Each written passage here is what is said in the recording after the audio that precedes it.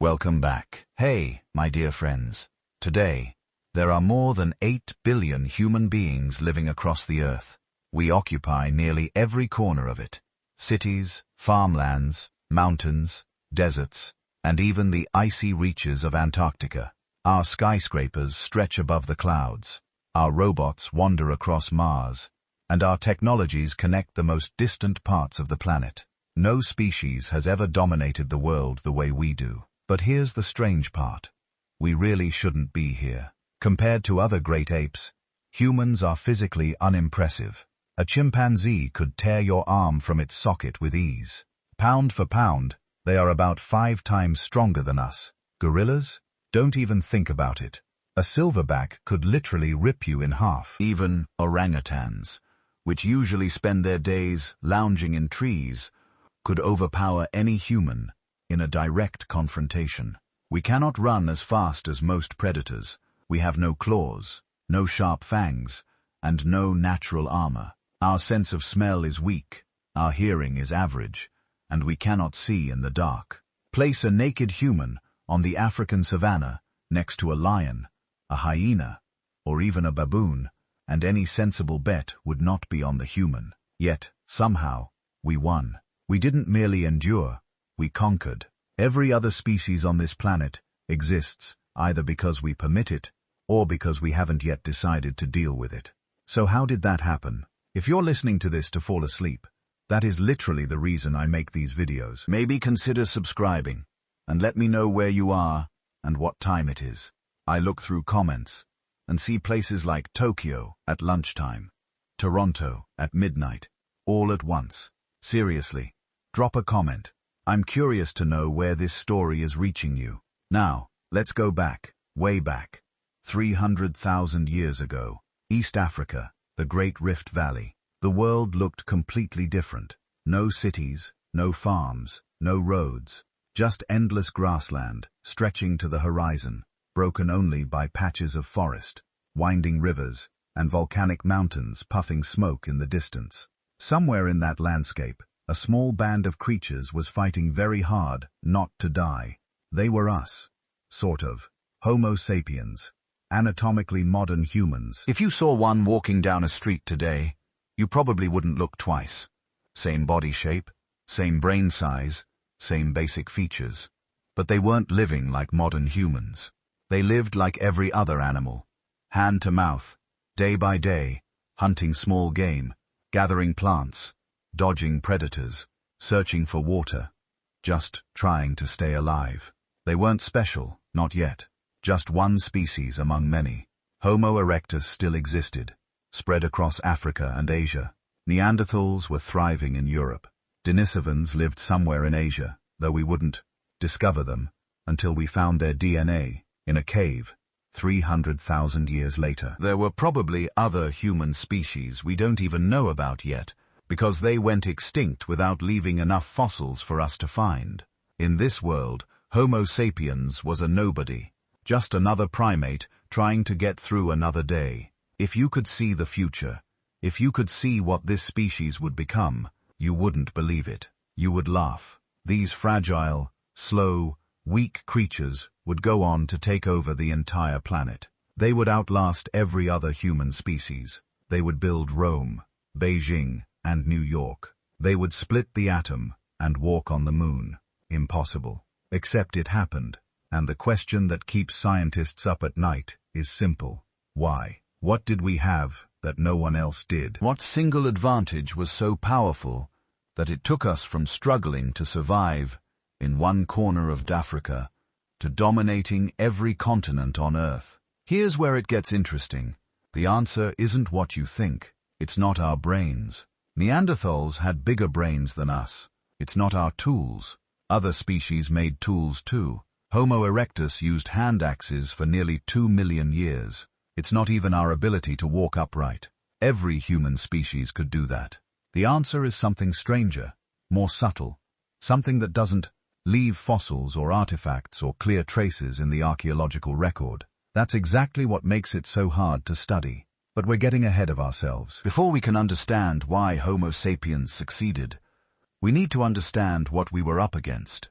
Because the journey from the African plains to global dominance wasn't smooth, and it wasn't inevitable. There were moments when it almost didn't happen at all. Times when our entire species teetered on the edge of extinction, when our numbers dropped so low that, mathematically, we shouldn't have survived. When the future of humanity hung by a thread so thin that one bad drought, one disease, or one unlucky generation could have wiped us out forever. But we made it, against odds that still make scientists shake their heads in disbelief. And somewhere along that desperate journey, something changed.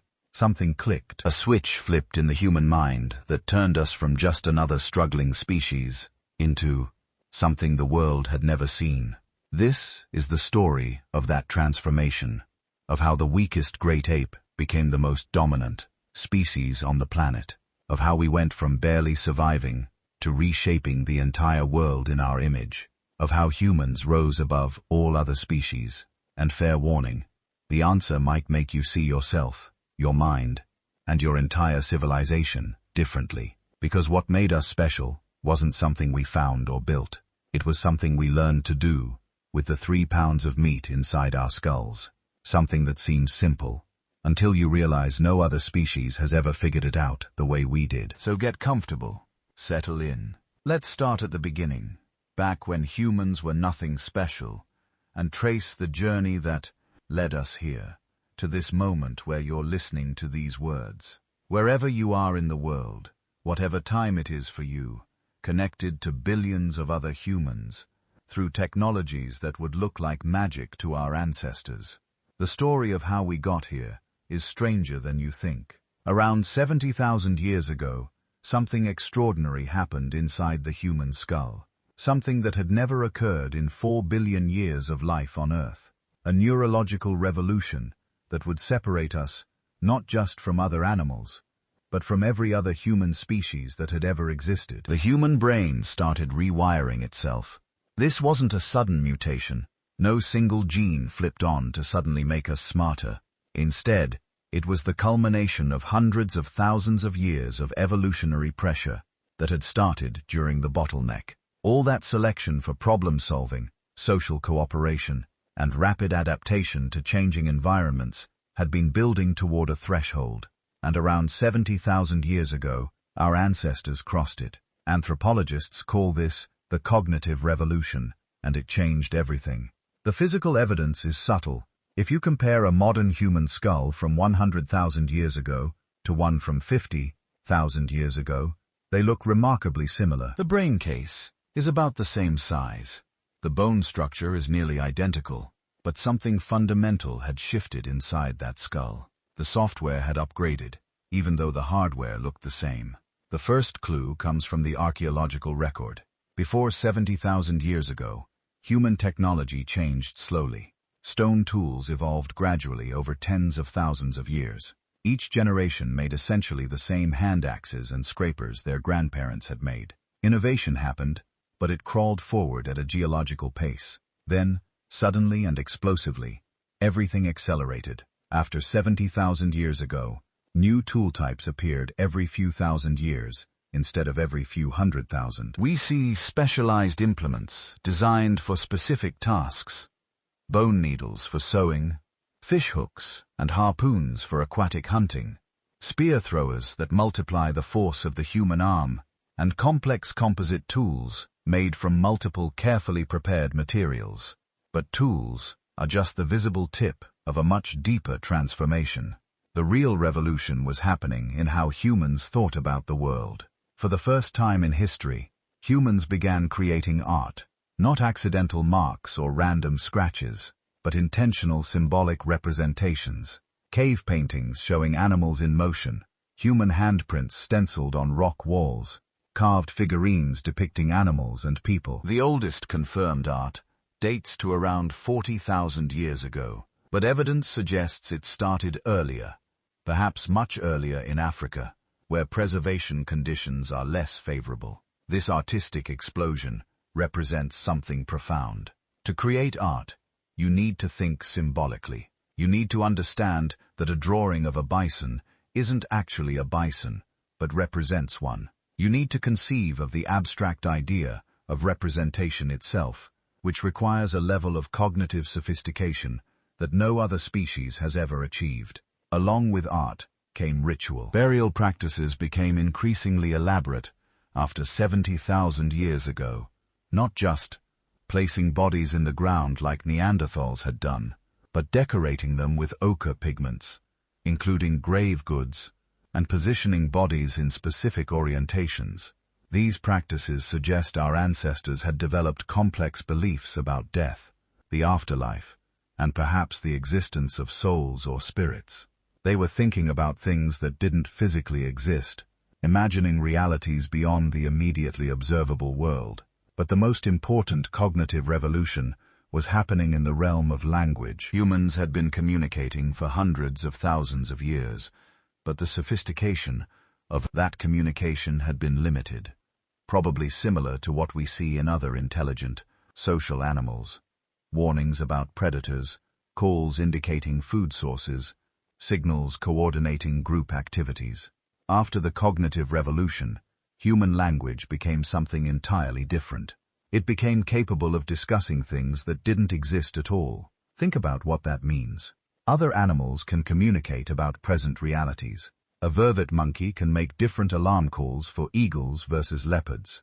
A bee can dance to indicate the direction and distance to flowers. But no other species can talk about things that aren't there. After the cognitive revolution, humans could describe animals they'd never seen, places they'd never been, and events that hadn't happened yet.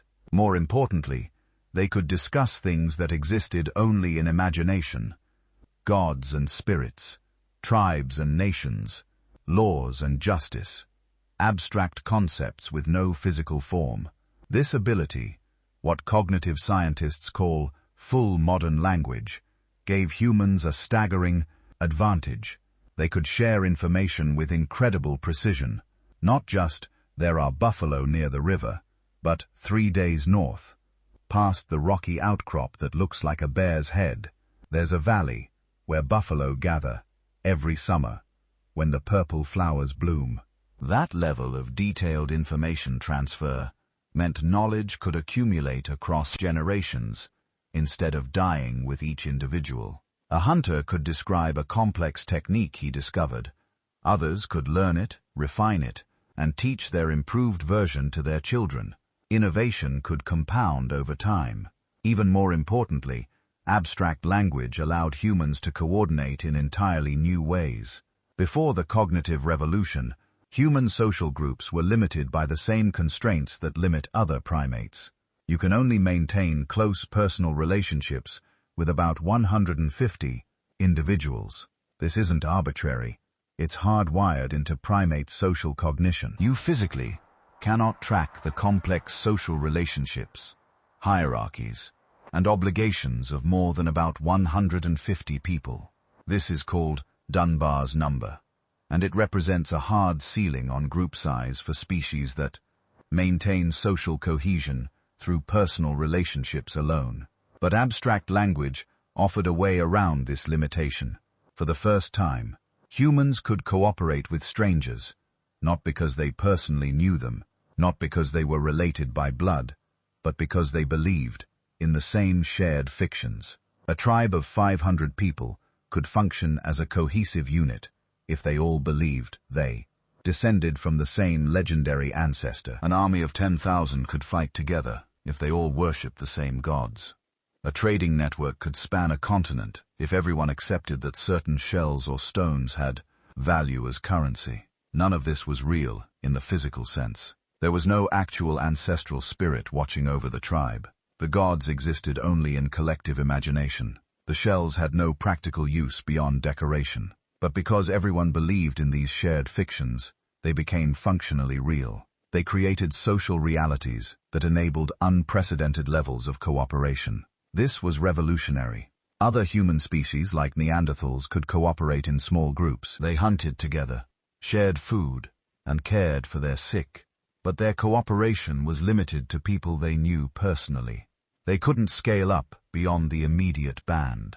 Modern humans, after the cognitive revolution, could organize hundreds or thousands of people toward common goals. They could form tribes that controlled vast territories, establish trade networks, connecting dozens of separate groups, and mobilize large numbers for big game hunts, territorial conflicts, or massive construction projects. And they could do all this without any physical changes to their bodies. No stronger muscles, no sharper teeth, no thicker hides. Just better software running in their heads. The neurological basis for all this remains somewhat mysterious. We know the brain didn't suddenly grow larger. Instead, something changed about how existing neural structures were organized and connected. One theory focuses on what neuroscientists call neural reuse. The human brain is built from ancient components that evolved for basic survival. Functions, vision processing, motor control, social recognition, threat assessment. But after the cognitive revolution, these specialized modules became increasingly interconnected. Brain regions that originally evolved for navigation started contributing to abstract reasoning about time. Neural circuits for recognizing faces began processing symbolic representations. Motor control systems that coordinated physical movements were recruited for manipulating abstract concepts. It's like taking a collection of specialized tools and suddenly discovering you can combine them in new ways to do things none of them were originally designed for. The hardware hadn't changed, but the connections between components had become vastly more sophisticated. Another key development was what psychologists call mental time travel, the ability to consciously project yourself into past or future scenarios and imagine what it would be like. All animals react to their environment. Many can learn from experience. Some can even plan ahead in limited ways. A squirrel buries nuts for winter. A lion waits in ambush for prey. But this is largely instinctual or based on immediate circumstances. After the cognitive revolution, humans could mentally simulate scenarios that had never happened. A hunter could lie awake, imagining different ways an upcoming hunt might unfold, planning responses to problems that didn't exist yet. A mother could recall her own childhood experiences and apply those lessons to raising her children. An elder could recount events from decades earlier, passing knowledge across generations. This capacity for mental time travel meant humans could learn from experiences they hadn't personally had. They could anticipate problems before encountering them. They could refine strategies through pure thought rather than dangerous trial and error. Combined with sophisticated language, this created an exponential knowledge accumulation system. Every generation could start from where the previous generation left off, building on accumulated knowledge, rather than rediscovering everything from scratch. The effects were dramatic. Tool technology, which had evolved slowly for hundreds of thousands of years, suddenly began accelerating. Within 30,000 years after the cognitive revolution began, humans had developed countless specialized implements, each designed for specific tasks. But more importantly, they developed the ability to innovate situationally. When humans encountered a new environment, they didn't need to wait for biological evolution to adapt them. They could imagine solutions, discuss possibilities, and experiment with new approaches. Within a few generations, they could develop technologies and techniques perfectly suited to local conditions. This cognitive flexibility was the ultimate survival advantage. When climate shifted, humans could shift their strategies just as quickly. When prey populations changed, they could switch hunting methods. When they encountered unfamiliar environments, they could innovate solutions on the fly. Neanderthals, who had perfected survival strategies through hundreds of thousands of years of biological adaptation, couldn't compete with this kind of mental agility. They were locked into successful but rigid approaches. When conditions changed, they struggled to adapt quickly enough. Modern humans could reinvent themselves every few generations if needed. The cognitive revolution also transformed human social organization in subtle but crucial ways. With the ability to believe in shared myths and abstract concepts, humans could maintain much larger and more complex social structures.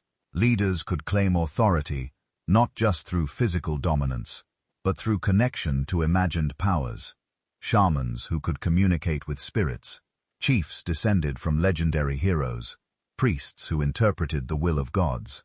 These social roles, based entirely on collective belief, created stable hierarchies that could organize large groups effectively. Humans also developed increasingly sophisticated kinship systems, not just recognizing close relatives, but maintaining awareness of complex family relationships across multiple generations. Knowing your second cousins, your wife's sister's husband's family, your great-grandmother's lineage. This intricate web of recognized relationships created social networks that could span vast distances. When a band of 30 people encountered another group 200 miles away, they might discover they shared distant relatives. That connection, mediated by abstract concepts of family and kinship, could transform potential enemies into trading partners or allies. Art and ritual played crucial roles in maintaining these extended social networks. Shared artistic traditions created group identity. Everyone who painted in a certain style or used specific symbols belonged to the same cultural community. Shared rituals, ceremonies, and celebrations reinforced collective beliefs and strengthened social bonds. A group that gathered every summer for a ritual hunt wasn't just obtaining food. They were maintaining relationships, reinforcing shared stories, and teaching the next generation their cultural traditions. The ritual itself was a form of social technology, keeping the community connected across time and distance. This cultural transmission of knowledge became just as important as genetic inheritance, maybe more so. A child born to the best hunters in the tribe would still need to learn hunting techniques. Through teaching and practice, the skills weren't inherited. They were culturally transmitted through language, demonstration, and shared experience. This meant human populations could accumulate useful knowledge far faster than biological sprains. Evolution alone would allow. A clever individual could discover a better way to prepare animal hides.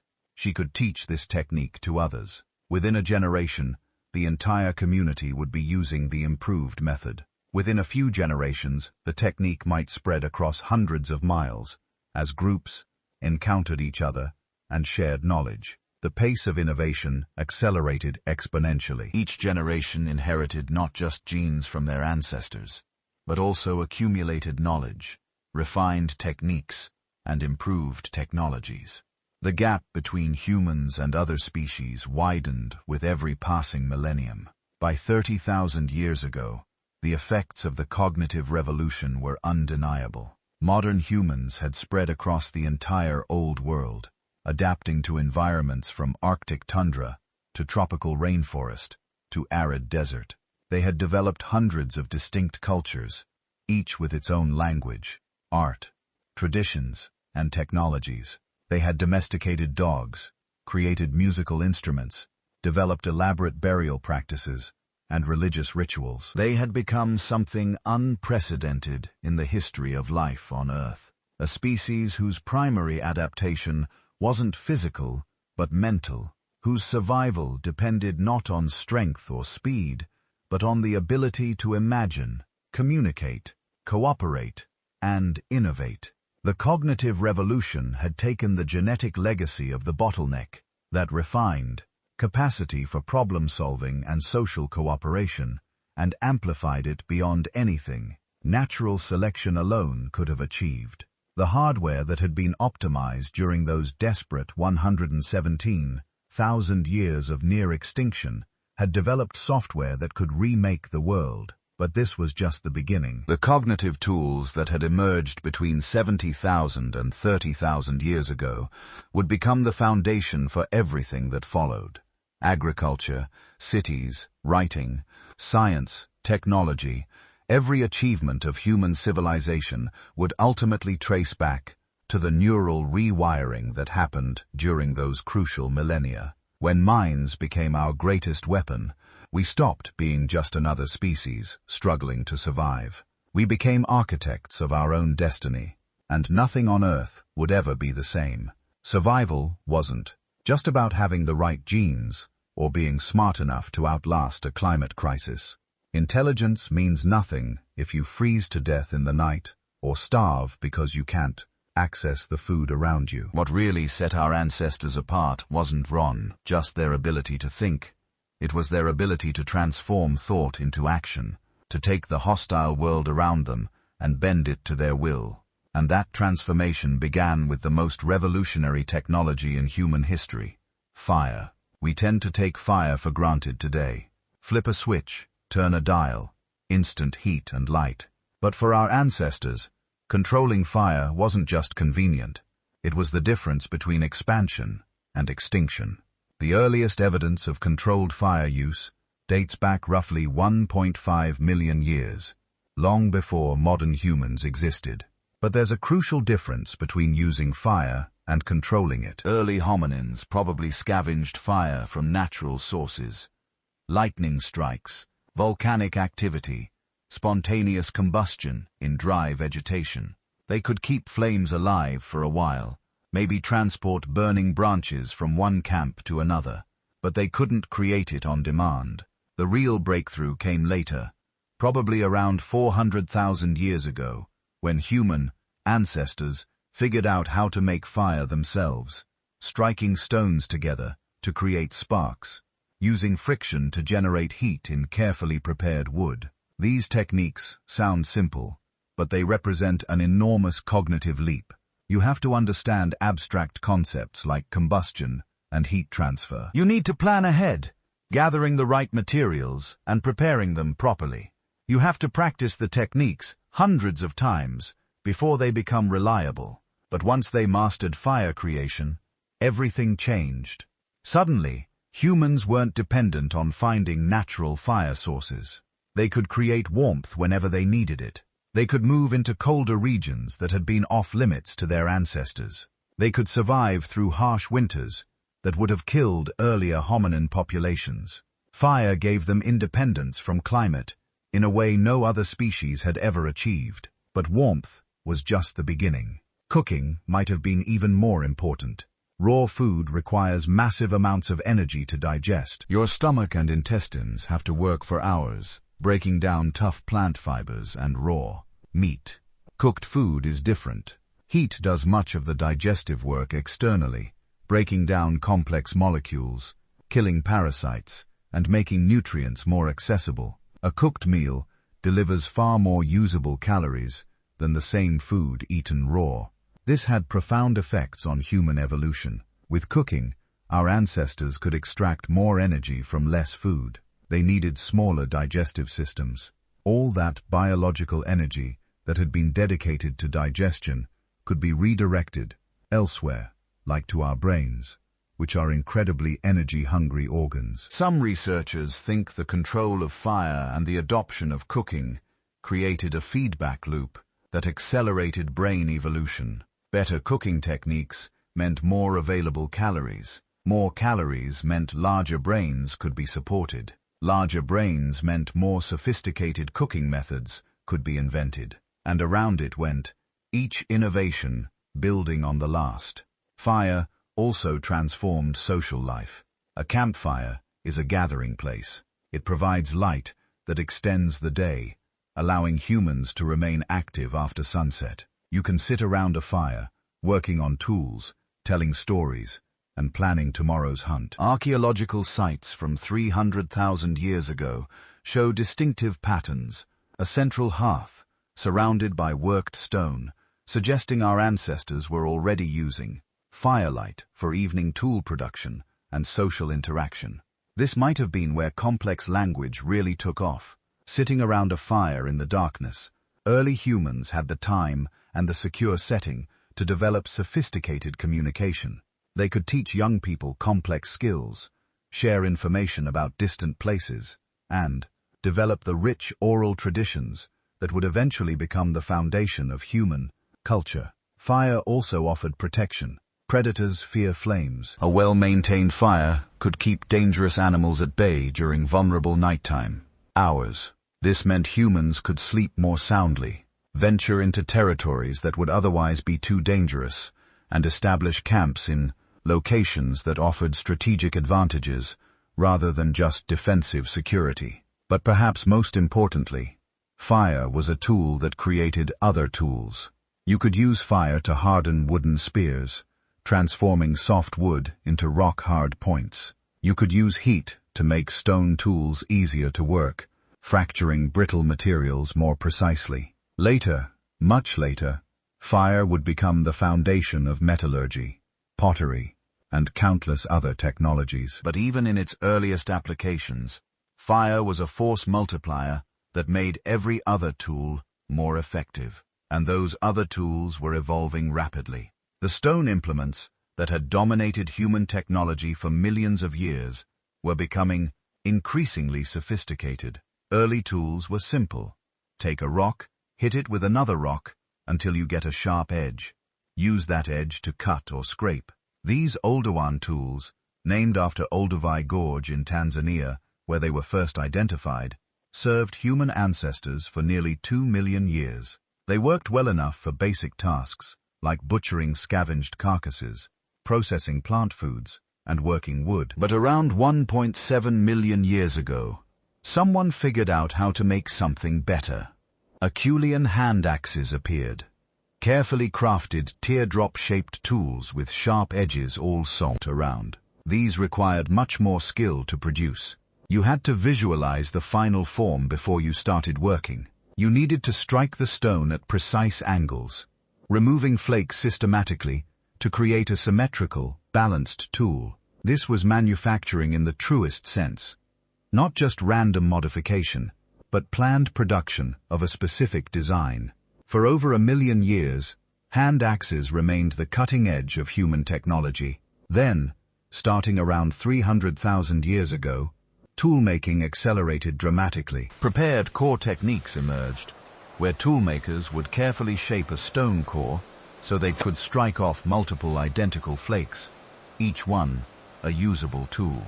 This is standardization, industrial thinking, one piece of raw material producing numerous, finished products according to a predetermined design. By 70,000 years ago, modern humans in Africa were creating composite tools, not just single pieces of worked stone, but sophisticated implements, made from multiple materials. Spear points carefully shaped and attached to wooden shafts, with plant resin adhesives. Handles wrapped with leather strips for better grip.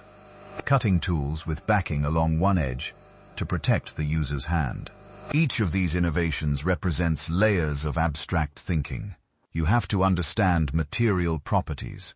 You need to recognize that different substances can be combined for enhanced performance. You must plan ahead, gathering multiple components before beginning assembly. The sophistication continued escalating. Microliths appeared, tiny stone blades that could be combined to create complex cutting edges. Imagine a knife with a serrated edge, but each tooth is a separate, carefully shaped piece of stone, set into a groove. This technology allowed humans to create extremely effective cutting tools from small amounts of raw material. In regions where good toolstone was scarce, this efficiency was critical. But stone wasn't the only material humans mastered. Bone and ivory tools emerged, shaped through grinding and carving rather than flaking.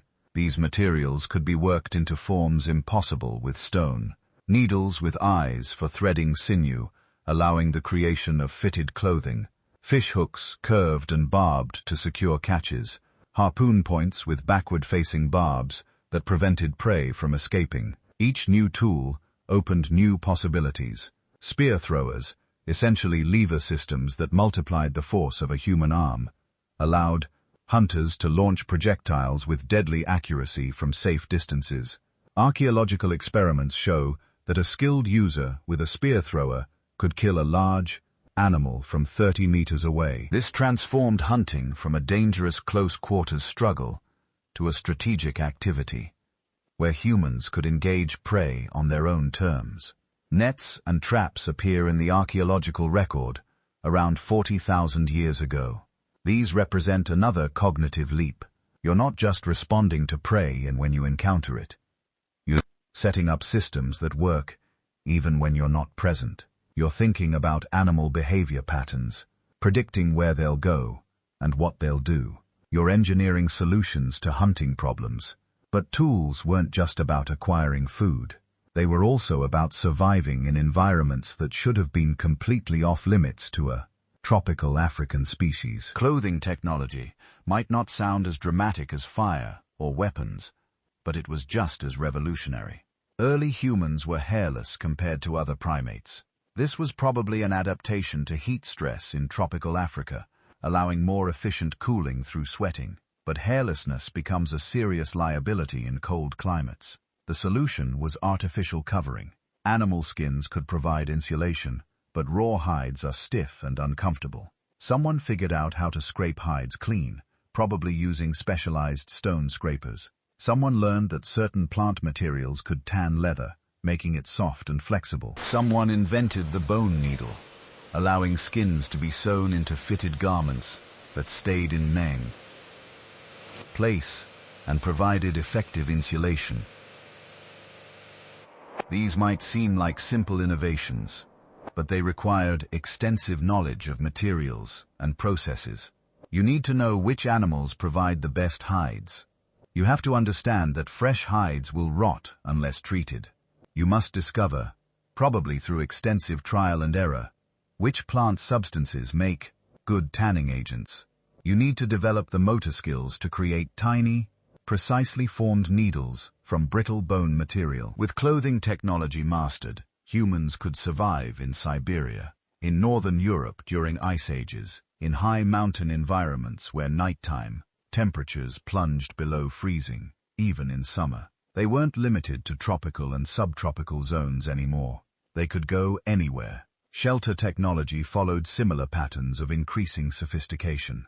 Early humans used natural shelters, caves, rock overhangs, anywhere that provided basic protection from weather. But natural shelters limit where you can go. If there are no caves in a region, you can't establish a permanent presence. The solution was to create artificial shelters.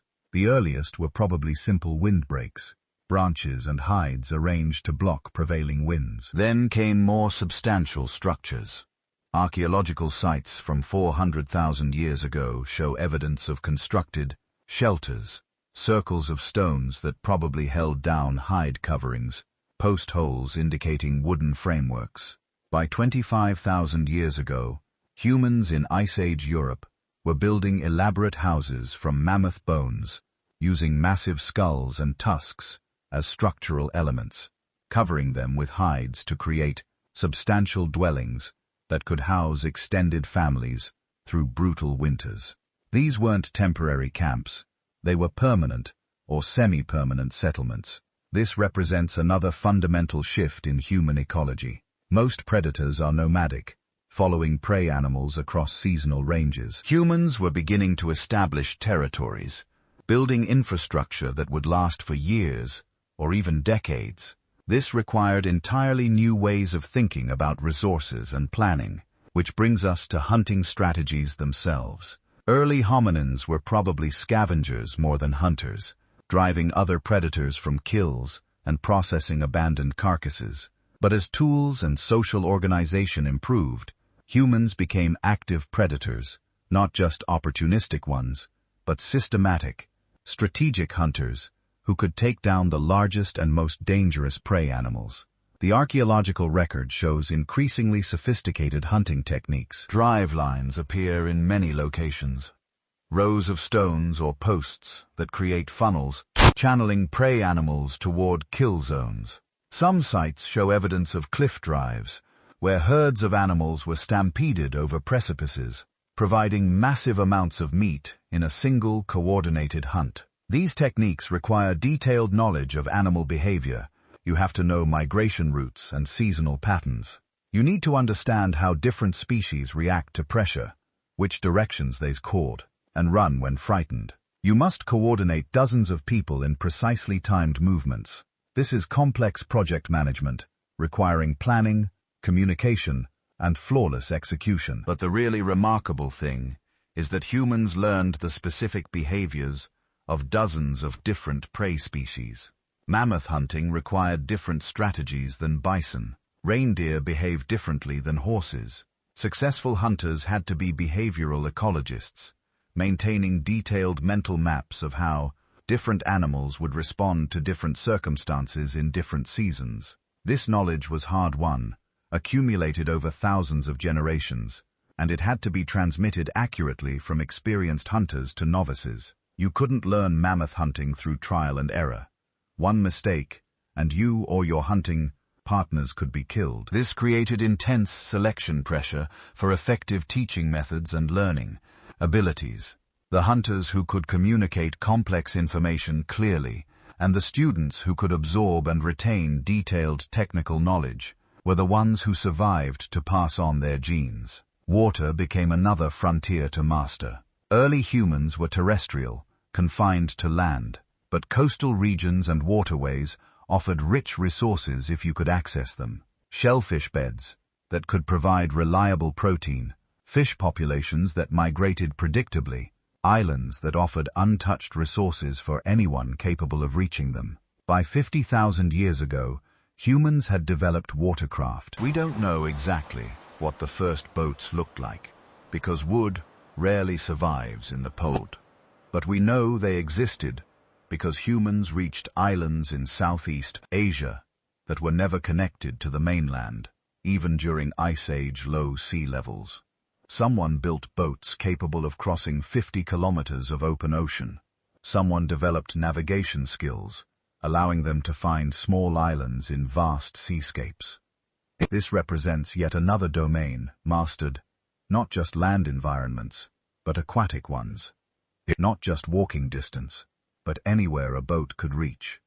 Archaeological sites from coastal regions show fish hooks, net weights, and the remains of deep-water fish species. Humans had become competent maritime hunters, adding entire ecosystems to their resource base. But perhaps the most important mastery was yet to come. All of these technologies, fire, tools, clothing, shelter, systematic hunting, water, navigation, allowed humans to extract resources from their environment more effectively than any other species. But they were still fundamentally dependent on what nature provided.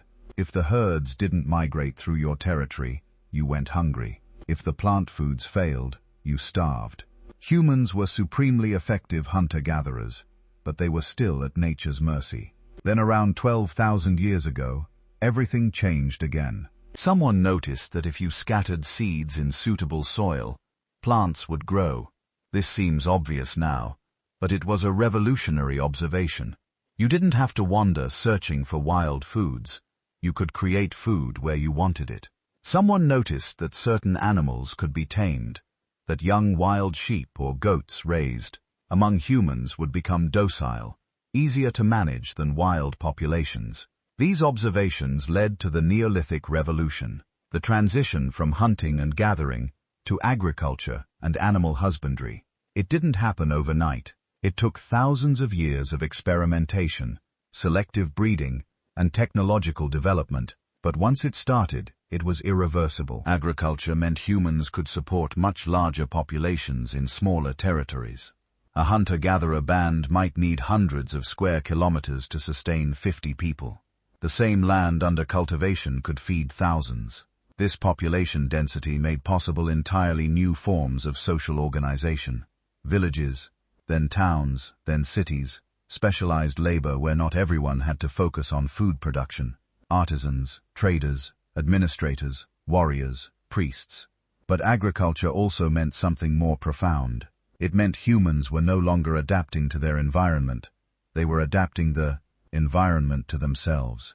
Instead of moving to where food was available, they were making food available where they wanted to live. They were breaking free from the ecological constraints that limited every other species.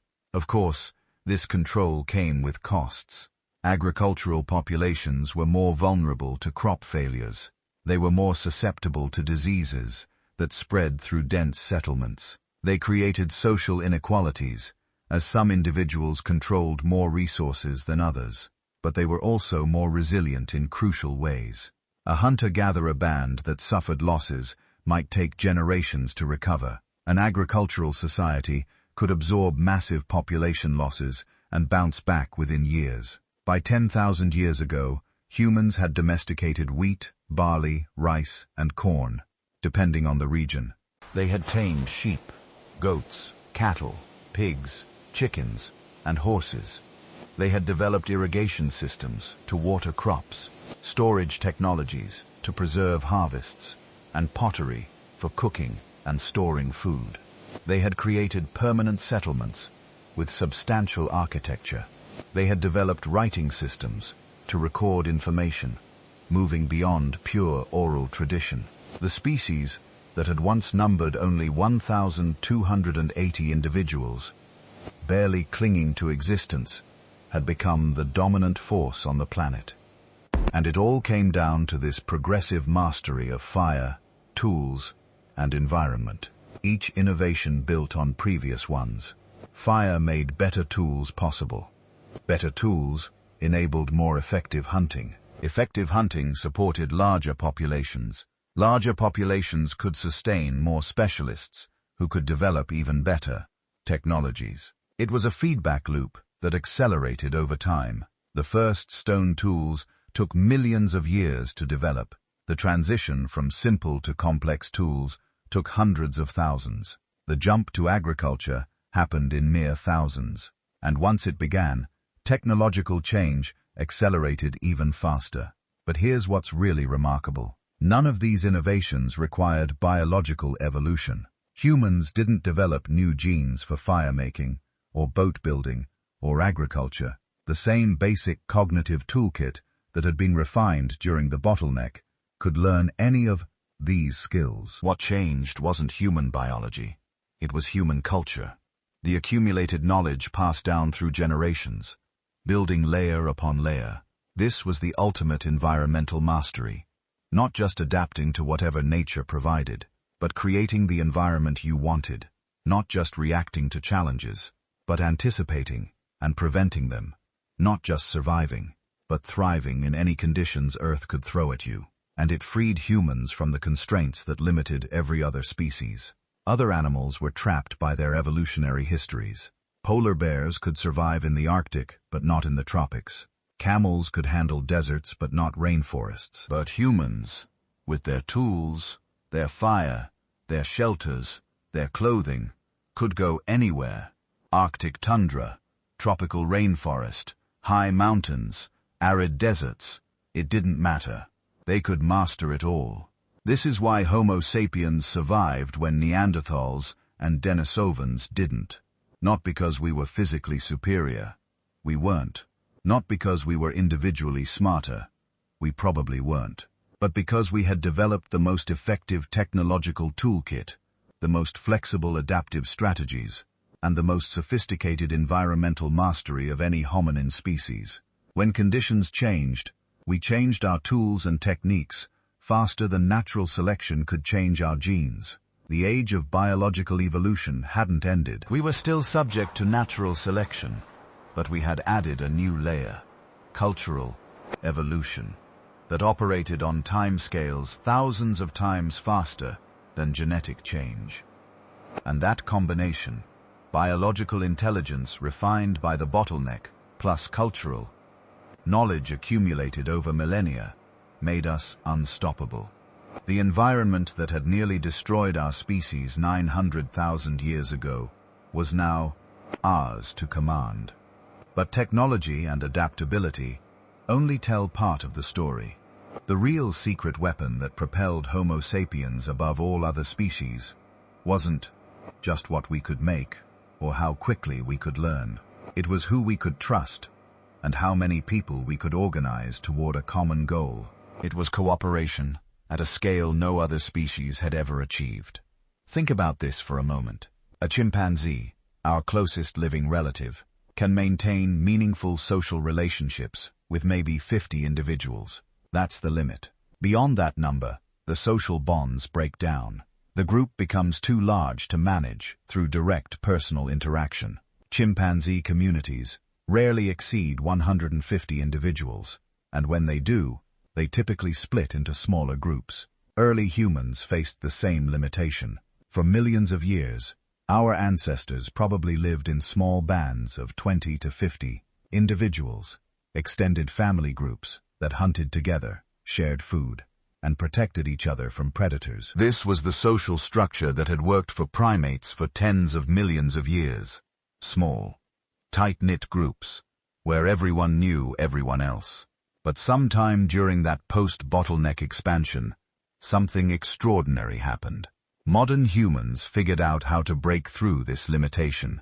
They developed the cognitive and cultural tools necessary to maintain cooperation with hundreds, eventually thousands, of individuals they'd never even met.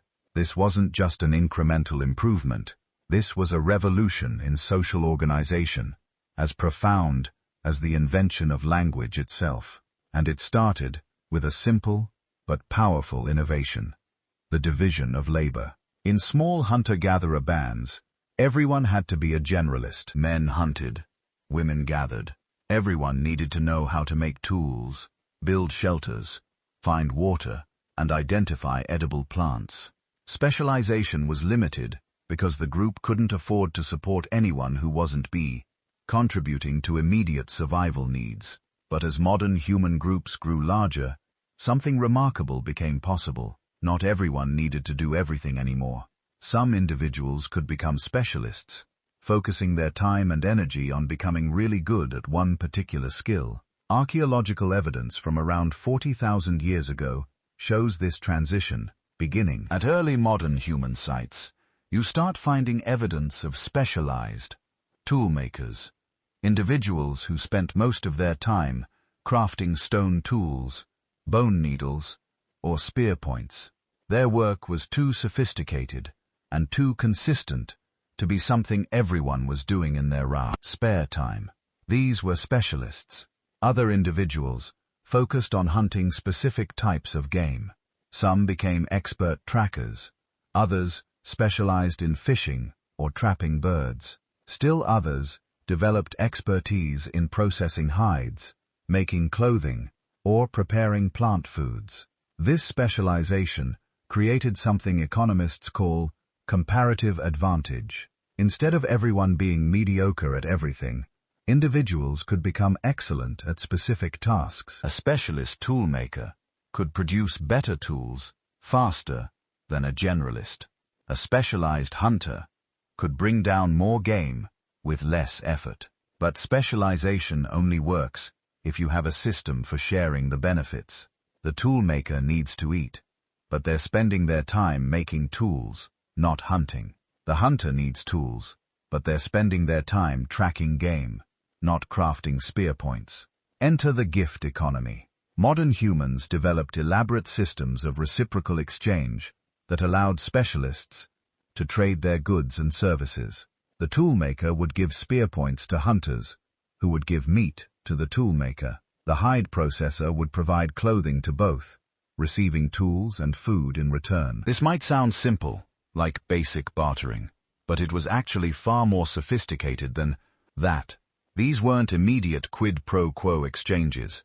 They were long-term reciprocal relationships built on trust, reputation, and social obligation. When a hunter gave meat to a toolmaker, they weren't expecting immediate payment. They were investing in a relationship. They were building social capital that they could draw on later when they needed new tools. The whole system ran on delayed reciprocity, on the confidence that generosity would eventually be returned. This required a cognitive breakthrough. You had to be able to remember who owed what to whom. You had to track complex social relationships over long periods of time. You had to calculate the value of different goods and services, weighing immediate needs against future benefits. You also had to be able to identify and punish cheaters. In any cooperative system, there's always temptation to take without giving back. Free riders who accept generosity but never reciprocate. If too many people cheat, the whole system collapses. Modern humans developed sophisticated social mechanisms for dealing with this problem. Reputation systems, where everyone knew who could be trusted and who couldn't. Social sanctions ranging from gossip and ridicule to ostracism and expulsion from the group. In extreme cases, even execution of persistent free riders. The archaeological record provides tantalizing hints of these enforcement mechanisms. Starting around 30,000 years ago, we find evidence of interpersonal violence that looks different from warfare or hunting accidents, injuries that suggest punishment or execution, individuals killed by their own group rather than by outsiders. This sounds harsh, but it was essential. Without the ability to punish cheaters, cooperation at large scales would be impossible. The threat of social sanction kept everyone honest, or at least honest enough to make the system work. But cooperation extended far beyond individual bands. One of modern humanity's most impressive innovations was the creation of trade networks that connected distant communities. Archaeological sites from 40,000 years ago contain raw materials that originated hundreds of miles away. Obsidian from volcanic regions found in camps 300 miles distant. Seashells from coastal areas discovered at inland sites. Amber, ochre, and high-quality stone moving across vast distances. This wasn't random. These materials were being systematically traded through networks of exchange, relationships that connected dozens, maybe hundreds, of separate communities. A coastal group would trade shells to an inland group, who would trade them to a mountain group, who would trade them to a group on the other side of the mountains. These trade networks required trust between groups, who might rarely meet face to face. They required a shared understanding of value, agreements about fair exchange rates, and mechanisms for resolving disputes. They required, in other words, the beginnings of economic systems. But even more importantly, these trade networks created interdependence. Groups that traded regularly had incentive not to fight. Warfare disrupts trade, and trade brought access to resources you couldn't get locally. Better to maintain peaceful relations with your trading partners than to risk losing access to the obsidian, shells, or ochre you needed. Of course, conflict still happened. Modern humans weren't pacifists, but they had developed something previous human species hadn't: the ability to choose cooperation over conflict when it served their interests. And increasingly, cooperation served their interests better than constant warfare. To make these expanding social networks function, modern humans needed rules, not just informal customs, but actual codes of behavior that everyone agreed to follow, the beginnings of law. We can't know exactly what these early legal systems looked like. They probably weren't written down for another 35,000 years. But we can infer their existence from the complexity of social organization we see in the archaeological record. You can't maintain trade networks spanning hundreds of miles without agreements about property, contracts, and dispute resolution. You can't support specialists without rules about reciprocal obligation. You can't punish free riders without consensus about what constitutes fair contribution to the group. Anthropologists studying modern hunter-gatherer societies, the closest living analogues to our ancient ancestors, find sophisticated legal systems everywhere they look: rules about resource sharing, marriage, inheritance, conflict resolution, procedures for collective decision-making, methods for mediating disputes, graduated responses to rule violations. These aren't simple societies with simple rules. They're complex societies with nuanced legal systems that have been refined over thousands of generations. Early modern humans almost certainly had similar systems. They had to. You can't organize hundreds of cooperating individuals without them. Many of these rules probably took the form of moral codes, deeply held beliefs about right and wrong behavior that were internalized during childhood. Don't steal from your neighbors. Share food with those who are hungry. Honor your agreements. Protect children. Care for the elderly. Punish those who break the rules. These moral intuitions weren't arbitrary cultural inventions. They were adaptations, psychological mechanisms shaped by natural selection to support large-scale cooperation. Groups with strong moral codes could maintain cooperation more effectively. They could grow larger, survive disasters better, and outcompete groups with weaker social cohesion. Over thousands of generations, Natural selection favored individuals who internalized cooperative norms, people who felt genuine guilt when they cheated, genuine anger when they witnessed injustice, genuine satisfaction when they helped others. These emotional responses weren't just cultural programming, they were evolved, psychological mechanisms that made cooperation feel natural and cheating feel wrong. But maintaining group cohesion required more than just rules and moral feelings. It required something to bind people together emotionally, to create a sense of shared identity that transcended individual interest. It required ritual and ceremony. Starting around 40,000 years ago, we see an explosion of ritual behavior in the archaeological record. Elaborate burial ceremonies with grave goods, cave paintings that must have required coordinated group effort, carved figurines, and decorated tools that serve no practical purpose, musical instruments, bone flutes and percussion devices. These artifacts are evidence of something profound. Modern humans were creating shared cultural experiences.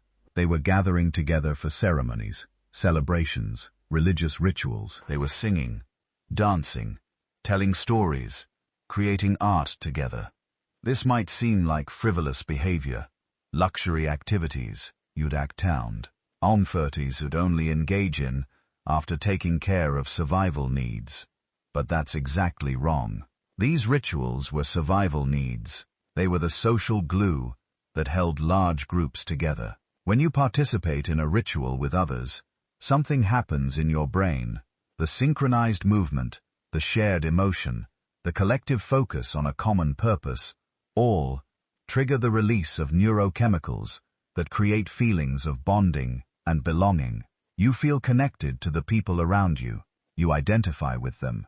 You're willing to trust them, cooperate with them, even sacrifice for them. This is why every human society ever studied, without exception, engages in collective rituals, religious ceremonies, festivals, communal dances, military parades, sports events.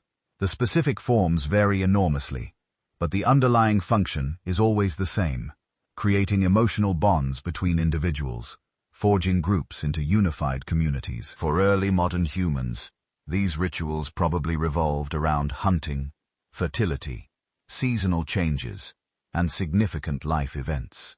Ceremonies before major hunts to coordinate the group and build confidence. Celebrations after successful hunts to reinforce cooperation and share the benefits. Coming-of-age rituals to integrate young adults into the community. Burial ceremonies to process grief and reaffirm social bonds. These weren't optional extras. They were essential technologies for scaling up cooperation.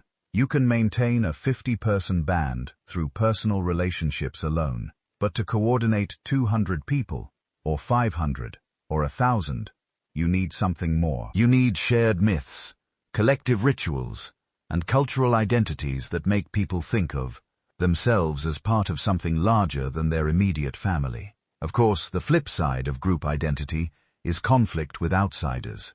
When you create an us, you inevitably create a them. Modern humans weren't immune to this. The archaeological record shows plenty of evidence for violence between groups. Skeletal remains with weapon injuries, fortified settlements, mass graves suggesting massacres, cave paintings depicting what look like battles. By 10,000 years ago, warfare was clearly a regular feature of human life.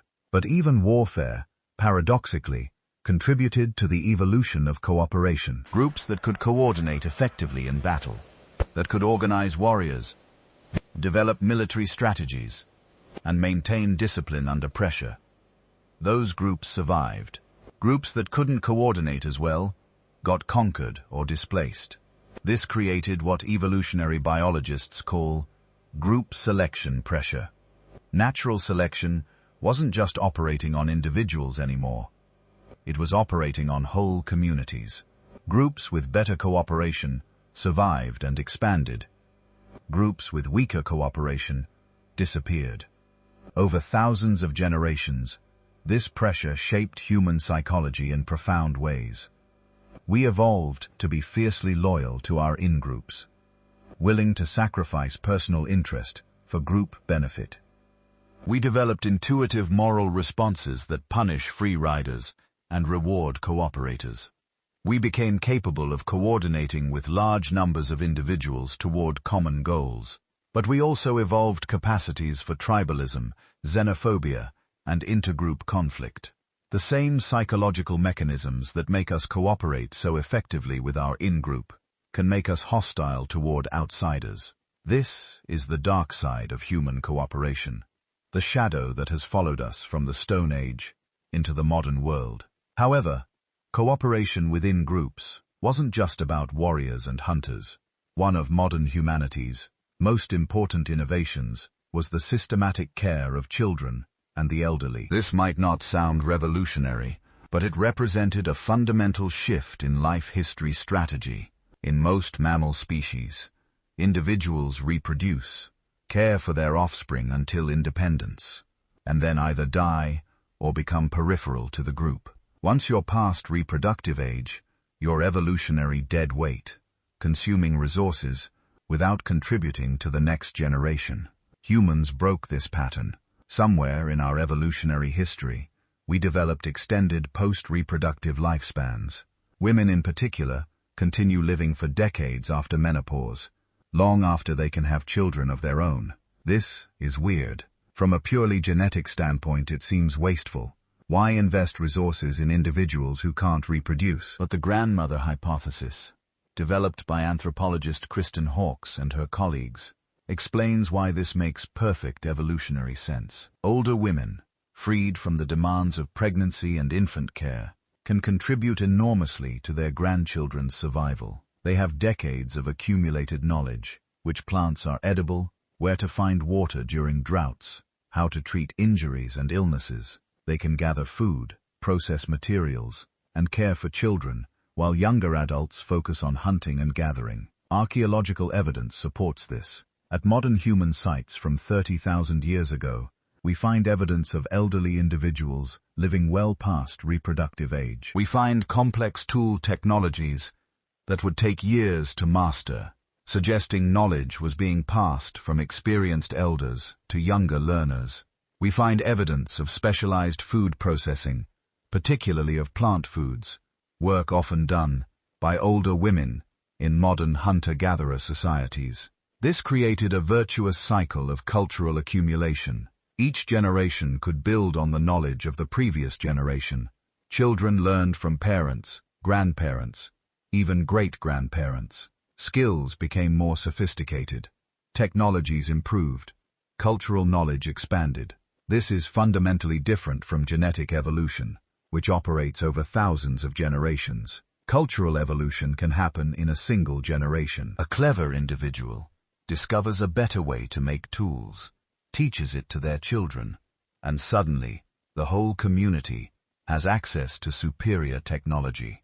The presence of grandmothers and grandfathers, too, accelerated this process enormously. They were living repositories of cultural knowledge, teachers and advisors who ensured information was transmitted accurately across generations.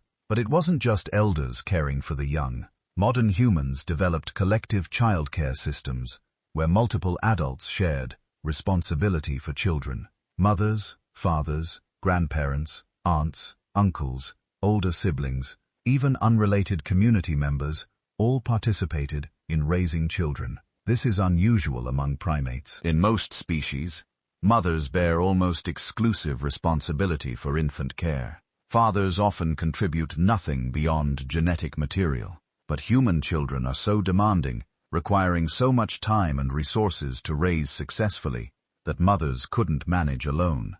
The development of cooperative breeding, where multiple individuals help raise offspring, allowed modern human women to have children more frequently and raise more of them to adulthood. Instead of spacing births 4 or 5 years apart like chimpanzees do, humans could have children every 2 or 3 years.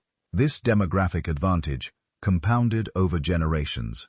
Human populations could grow faster than Neanderthal or Denisovan populations. When disaster struck, droughts, disease, or conflict, humans could bounce back more quickly. When new territories opened up, humans could fill them faster. All of this cooperation, from specialization and trade to ritual and collective child care, allowed human groups to grow larger and more complex. By 15,000 years ago, some modern human communities had hundreds of permanent residents. By 10,000 years ago, we see settlements with thousands of people. These weren't just bigger versions of small hunter-gatherer bands. They were qualitatively different, with hierarchies, specialized roles, formal leadership, and complex social structures. They were the proto-civilizations that would eventually give rise to cities, states, and empires. But they were still built on the same foundation, the uniquely human capacity for large-scale cooperation with non-relatives, the ability to trust strangers, follow shared rules, participate in collective endeavors, and sacrifice individual interests for group benefits. This capacity, more than any tool or weapon, more than intelligence or language, is what made Homo sapiens the dominant species on Earth. We didn't conquer the planet through individual prowess. We did it through cooperation at scales no other species could match. From families to tribes to civilizations of millions, we mastered the art of working together toward common goals. And we did it by developing social structures, cultural practices, and psychological certain, and made cooperation not just possible but natural, even deeply satisfying. The modern world, with its cities, nations, and global institutions, with its capacity to coordinate billions of individuals toward shared purposes, is the direct descendant of those first experiments in large-scale cooperation 40,000 years ago. We're still using the same basic social technologies, just scaled up to unimaginable proportions. That small population of bottleneck survivors, those 1,280 individuals struggling to stay alive 900,000 years ago, would never have imagined what their descendants would build. But they laid the groundwork, developing the cognitive and social capacities that made everything else possible. They learned to cooperate, and that changed everything. But tools and fire and social cooperation were only part of the story. What really separated modern humans from every other species on Earth, including our evolutionary cousins, wasn't what we could make with our hands. It was what we could create with our mouths. Language. Now, every animal communicates. Wolves howl. Bees dance. Dolphins click. Even bacteria send chemical signals to coordinate behavior. But human language, true language, is something fundamentally different. It's not just more complex than animal communication. It's a different kind of thing entirely. Think about what you're doing right now. You're listening to sounds, arbitrary noises, really, that I'm making with vocal cords, tongue, and lips. But these sounds aren't random. They're organized into patterns, patterns you recognize as words. Those words combine into sentences that convey meaning, not just simple meanings like danger or food, but abstract concepts, hypothetical situations, stories about things that happened long ago or might happen in the future. I can tell you about events that occurred 900,000 years ago, about people who never existed, about scientific theories and mathematical concepts and philosophical ideas. I can describe things you've never seen, places you've never been, emotions you've never felt, and you understand. Your brain takes these arbitrary sound patterns and reconstructs complex ideas, builds mental images, forms abstract understanding.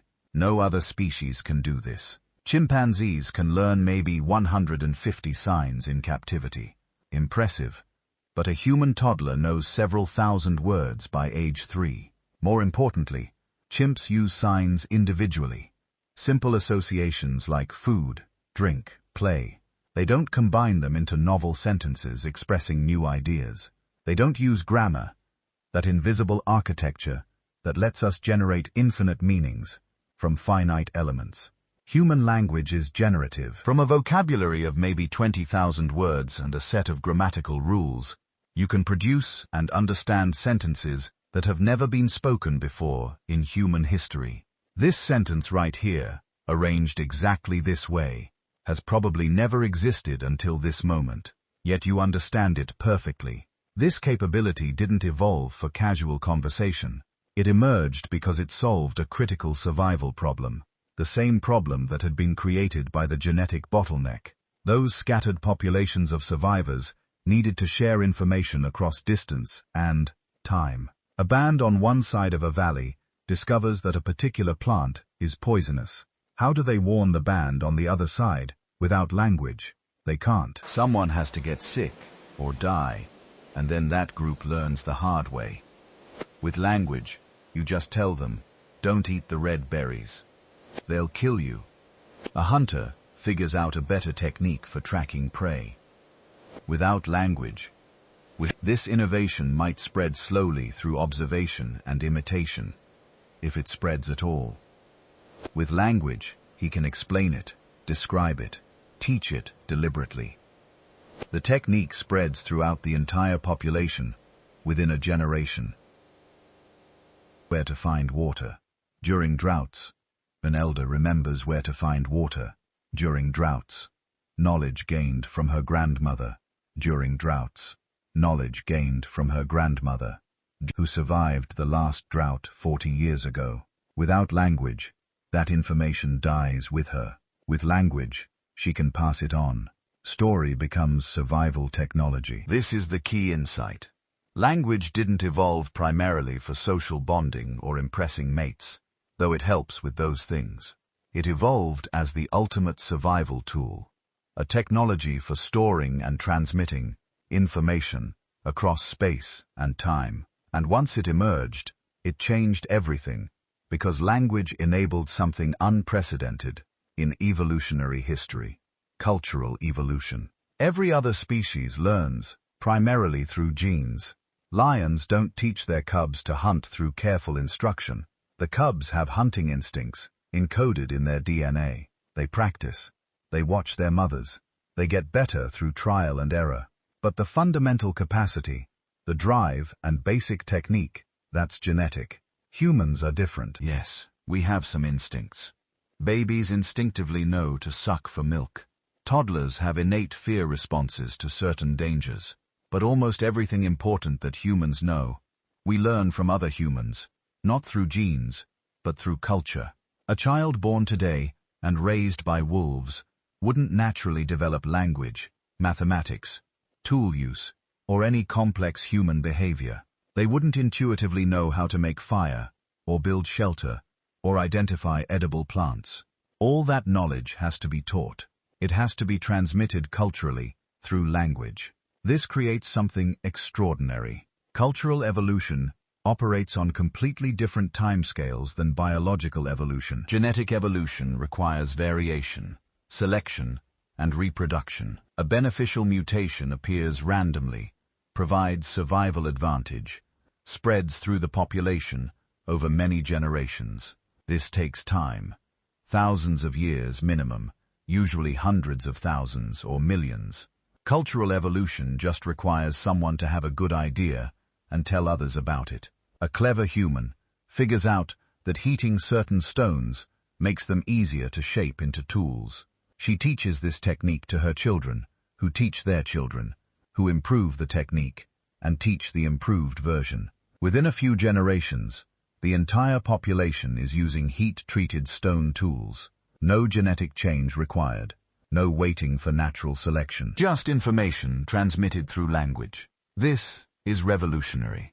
It means human populations can adapt to new challenges within lifetimes, instead of millennia. It means innovations accumulate, instead of arising and disappearing randomly. Most importantly, it means knowledge can compound, each generation building on everything previous generations learned. And the primary vehicle for this cultural transmission was story. Long before writing, before symbolic systems, before any formal education, humans preserved and transmitted knowledge through narrative, stories with characters, plots, morals, vivid details that made them memorable and meaningful. Think about how you learned things as a child.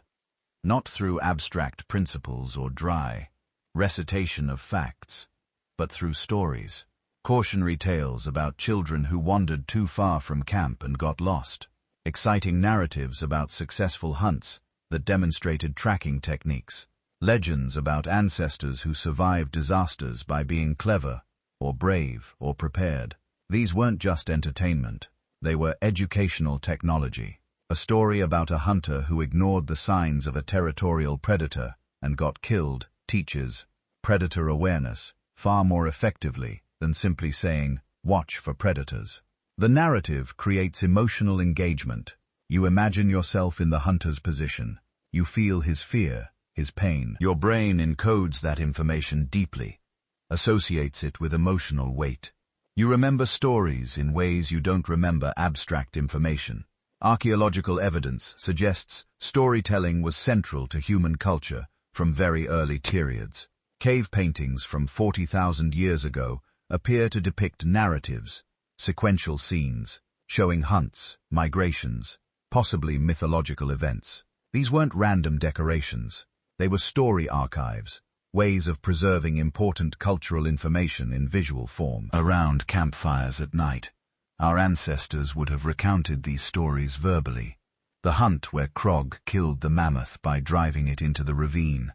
The winter when the tribe had to shelter in the southern caves because northern territories were blocked by floods. The time when Mira discovered that certain mushrooms could heal infected wounds. Each story contains survival information, hunting techniques, geographical knowledge, medical discoveries, social wisdom about cooperation, leadership, conflict, resolution, all encoded in memorable narrative form and transmitted from generation to generation. And because language allowed abstract thinking, humans could do something no other species managed. We could talk about things that didn't exist yet, hypotheticals, plans, possibilities.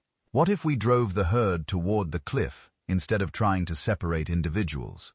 Next winter, we should gather more firewood earlier. If we work together, we could build a shelter large enough for 3 families. This capacity for discussing the non-existent, the not yet real, was cognitively demanding but immensely powerful. It allowed humans to plan, to coordinate complex activities, to imagine solutions before implementing them. We could make mistakes in imagination instead of reality, test ideas verbally before committing resources. Other primates can solve problems through trial and error. Only humans can solve them through discussion. And as populations grew and interactions between groups became more frequent, something else emerged: symbolic systems. The earliest symbolic systems we know about are remarkably abstract. Ochre patterns on rocks from 70,000 years ago, bead sequences that might have represented numerical information or social status, notched bones that appear to track lunar cycles or seasonal patterns. These weren't decoration, they were external memory storage, ways of recording information that exceeded human brain capacity to retain reliably. A hunter can remember roughly where good hunting grounds are located, but precise navigation over hundreds of miles requires better information. Notches on a stick indicating days of travel between landmarks, patterns of stones marking water sources, visual symbols representing different types of terrain or hazards. These proto-writing systems multiplied the effectiveness of language. Now, information could be stored not just in human memory, but in physical objects. A skilled tracker could create a map, a symbolic representation of territory that any other human who understood the symbols could interpret. Knowledge became portable and permanent. By 30,000 years ago, humans were creating increasingly sophisticated symbolic systems, cave paintings that might have served as teaching tools, showing young hunters the anatomy and behavior of prey animals, carved figurines that possibly represented spirits or ancestors, suggesting emerging religious or mythological systems, decorative patterns on tools and clothing that indicated tribal affiliation or individual status. All of these symbols did the same thing. They allowed humans to share complex information efficiently, to coordinate behavior across large groups, to maintain social cohesion through shared meanings. And then came the revolution that would change everything: writing. The first true writing systems emerged around 5,000 years ago, relatively recently in human history. But their impact was immediate and profound. Spoken language is ephemeral. A story told around a campfire exists only while someone's speaking and someone else is listening. Once the speaker dies, unless they've passed the story to someone else, it's gone forever. Written language is permanent. A text created 5,000 years ago can be read today by anyone who understands the writing system. Knowledge becomes truly immortal, transmitted not just across distance and from person to person, but across centuries and millennia. This created exponential acceleration in knowledge accumulation. Before writing, each generation could build only on what they could learn directly from the previous generation. The amount of knowledge any individual could acquire was limited by memory capacity and lifespan. Complex ideas that required years to develop often died with their originators. After writing, knowledge could accumulate indefinitely. Libraries became civilizational memory banks.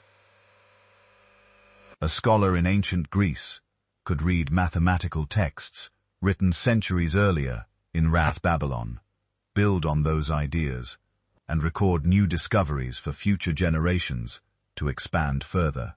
This compounding effect transformed human technological and intellectual progress. For hundreds of thousands of years, human cultural evolution had been relatively slow.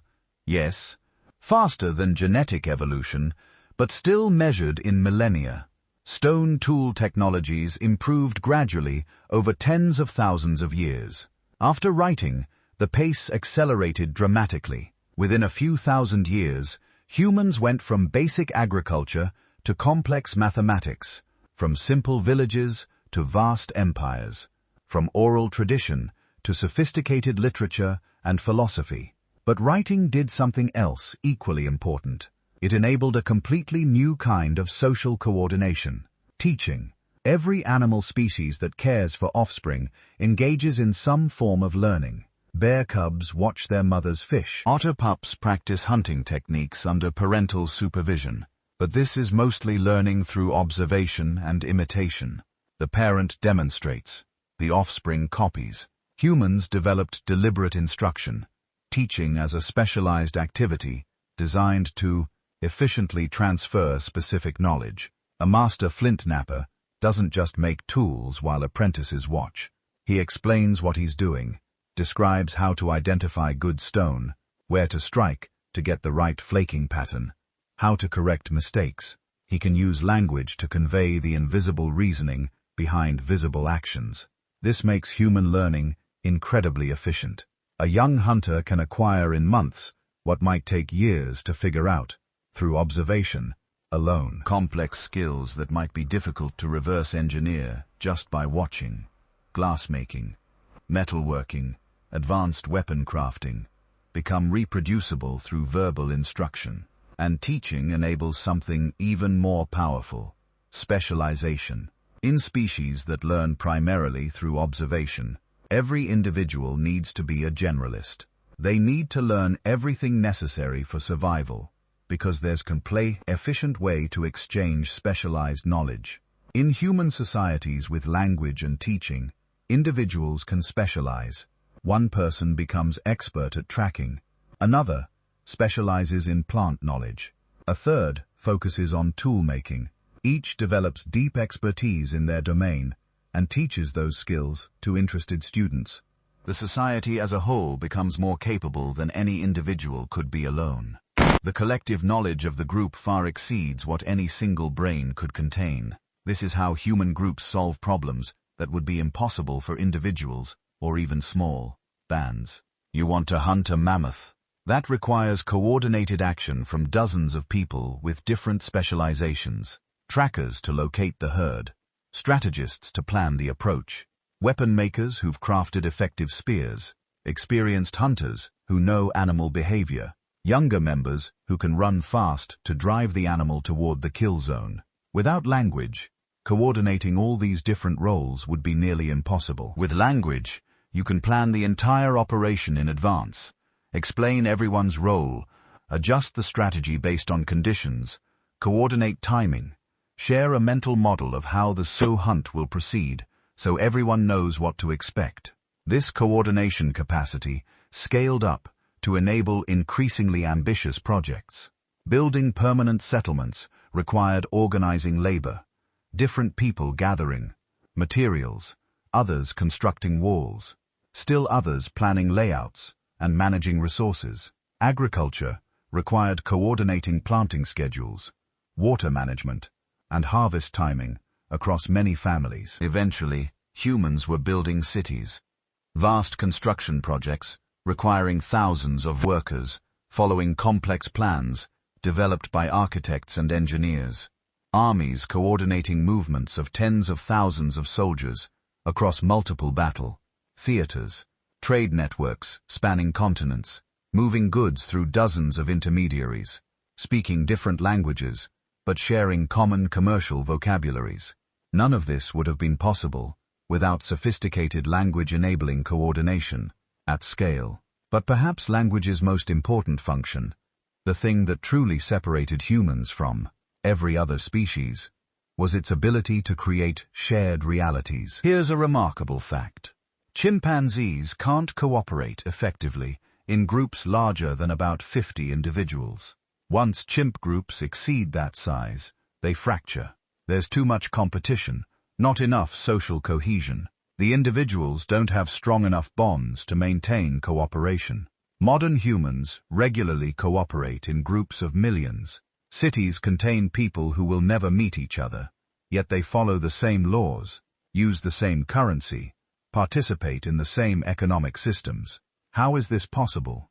How do you create cooperation between strangers who have no personal relationship? Through shared narrative, through collective fictions that everyone agrees to believe in. Consider money. A piece of paper, or metal, or a digital entry in a database has no intrinsic value. You can't eat it or wear it or use it for shelter. It's valuable only because everyone agrees to pretend it's valuable. That agreement, that shared fiction, is maintained through narrative. Stories about economy, trade, value, obligation, debt, or consider nations. There's no physical thing called France, or China, or Kenya. Borders are imaginary lines that exist only in human minds, maintained through collective agreement, enforced by shared narrative about territory, sovereignty, citizenship, or religions. Millions of people coordinate their behavior around beliefs in entities and realms that may, or realms, may not exist physically. They follow moral codes, organize societies, fight wars, based entirely on shared stories about divine will and cosmic purpose. These collective fictions, these shared narratives, are what anthropologists call social realities. They exist because humans agree they exist, and language is what maintains that agreement. A prehistoric human encounters another human from a different band, a potentially dangerous situation. Are they friend or enemy, competitor or potential ally? Now imagine they discover they both belong to the same tribe, worship the same ancestral spirits, speak the same language, know the same stories about the tribe's origins and heroes. Suddenly, they're not strangers. They're kin, connected by shared narrative. This is how language enabled human cooperation to scale beyond immediate family groups.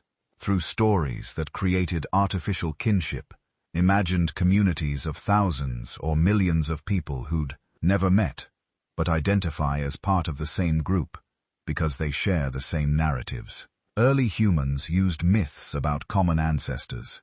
Everyone in the tribe was descended from the same legendary founder, so everyone was family. Later societies used religions. Everyone who believed in the same gods belonged to the same community. Modern societies use national narratives. Citizenship based on shared stories about national identity and historical destiny. Different stories, same function, creating social cohesion through collective narrative. And this capacity for shared fiction enabled something unprecedented in natural history. Cooperation between strangers, large-scale coordination of people who had no genetic relationship, no personal bond, no direct benefit from helping each other. They cooperated because they shared the same stories, and those stories told them cooperation was right, necessary, sacred. This is why modern humans won. Not because we were smarter than Neanderthals. Brain size didn't give us the advantage. Not because we were stronger. We were actually more fragile physically. Not because we had better tools initially. The early encounters show Neanderthals and modern humans with roughly equivalent technology. We won because we could coordinate in larger groups. A Neanderthal band might consist of 20 to 30 closely related individuals. Extended, family, who'd known each other all their lives. Effective cooperation within that group, but limited ability to ally with other bands. No shared narratives creating artificial kinship. A modern human band might be the same size, but they could form alliances with other bands through shared stories, trade networks, mutual defense pacts, coordinated territorial expansion. When modern humans encountered Neanderthals, they could mobilize 100 people to the Neanderthals' 30, not because individual modern humans were more capable, but because language had given us the ability to create cooperation at scale. Over thousands of years, this advantage compounded. Modern human populations grew larger because they could maintain social cohesion across bigger groups. Larger populations meant more innovations, more specialization, more accumulated knowledge. That knowledge, transmitted culturally through language and teaching, meant faster adaptation, better technologies, more effective strategies. By 30,000 years ago, modern humans had developed cultures so rich and complex that they were essentially operating on a different plane of existence than other species. We weren't just surviving in our environment. We were creating our own cultural environments, worlds of meaning and narrative that existed only in our collective imagination, but shaped behavior as powerfully as any physical reality. We told stories about how the world worked, and those stories became self-fulfilling prophecies. We imagined social structures, laws, moralities, and then organized our entire societies around those imaginations. We were the species that lived in two worlds simultaneously, the physical world of matter and energy, where we still had to eat and sleep and avoid predators like every other animal, and the narrative world of meaning and symbol, where we created elaborate fictions about gods and nations and money and purpose, and then acted as if those fictions were more real than physical reality itself. This was the true cognitive revolution, not just bigger brains or better tools, but the capacity to create and inhabit shared imaginary realities that enabled cooperation at scales nature had never seen before. And it all came down to language. The ability to make sounds that conveyed not just danger or food, but complex, abstract meanings, to tell stories that created emotional bonds between strangers, to teach skills deliberately, to accumulate knowledge across generations, to coordinate activities involving thousands of individuals, to imagine better futures, and convince others to work toward them. Language was the ultimate survival technology, more important than fire or tools or agriculture, because language was what enabled all of those other innovations to spread, to improve, to accumulate into the vast edifice of human culture and technology. Those 1,280 bottleneck survivors who made it through the genetic crisis, they had the basic capacity for complex language. But their descendants, modern humans emerging from Africa 60,000 years ago, had refined that capacity into something transcendent. We had become the storytelling species, the species that lives as much in narrative as in physical reality, the species that coordinates through shared fiction and accumulates knowledge across millennia. And once that happened, Our dominance over every other species, including our evolutionary cousins, was inevitable. Not because we were the strongest or the fastest, or even the smartest in raw cognitive power, but because we could tell each other stories. And those stories changed everything. Around 70,000 years ago, something remarkable happened. A small group of humans, maybe just a few hundred individuals, stood at the shores of the Red Sea, looking across the narrow strait that separated Africa from the Arabian Peninsula. They had no idea they were about to embark on the greatest journey in human history. No idea that their descendants would eventually walk on every continent, survive in every climate, and become the most widespread large mammal species the planet had ever seen. This wasn't the first time humans had left Africa. There had been earlier migrations, failed experiments that either died out or left only faint, genetic traces. But this time was different. This group carried something new. All the cognitive tools, all the social innovations, all the technological advantages that had been developing over hundreds of thousands of years. They were ready for what came next, in ways their predecessors hadn't been. The crossing itself was probably anticlimactic. During glacial periods, sea levels dropped by hundreds of feet, exposing land bridges and narrowing water gaps to distances that could be crossed on simple rafts, or even by swimming.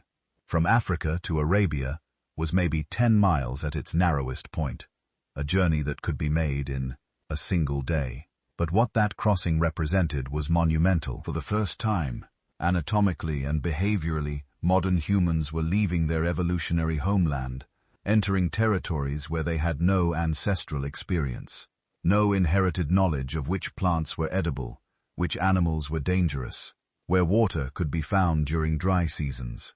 Everything would have to be learned from scratch, and learn they did. The Arabian Peninsula 70,000 years ago was very different from the desert it is today. Wetter, greener, dotted with lakes and rivers.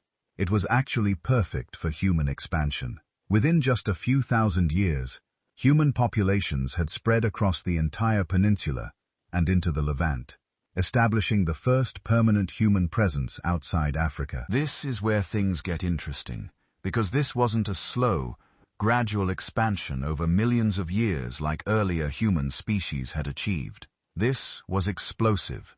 Archaeological and genetic evidence shows that within 10,000 years of leaving Africa, modern humans had reached southern Asia. Within 20,000 years, they were in Australia. By 45,000 years ago, they had entered Europe. By 15,000 years ago, they had colonized the Americas. Think about that timeline. In less than 60,000 years, a period that's barely a tick on the evolutionary clock, humans went from being confined to Africa to inhabiting every continent except Antarctica. They crossed deserts, mountain ranges, and entire oceans. They survived in environments ranging from equatorial rainforests to Arctic tundra, from coastal regions to landlocked plateaus, at altitudes that would make most mammals struggle to breathe. No other large mammal has ever achieved anything close to this level of geographic diversity. Most species are limited to specific climate zones, specific habitats: polar bears in the Arctic, lions in the savanna, jaguars in tropical forests. But humans, we were everywhere, and we got there fast. So what made this possible? How did a species that had evolved in African savannas and woodlands suddenly become capable of surviving literally anywhere on Earth? The answer lies in what anthropologists call adaptive versatility, the ability to modify behavior and technology faster than evolution could modify biology. Take the movement into southern Asia. Humans expanding east from Arabia encountered monsoon forests, environments completely unlike anything in Africa. Dense vegetation, different prey animals, unfamiliar plants, new diseases. A specialist species would have struggled or turned back, but humans did what they had become incredibly good at. They innovated. Archaeological sites from this period show rapid adoption of new food sources: shellfish, fish, new species of plants and tubers. Tool technologies adapted to local materials. Bamboo replaced stone in some regions because it was more abundant and easier to work.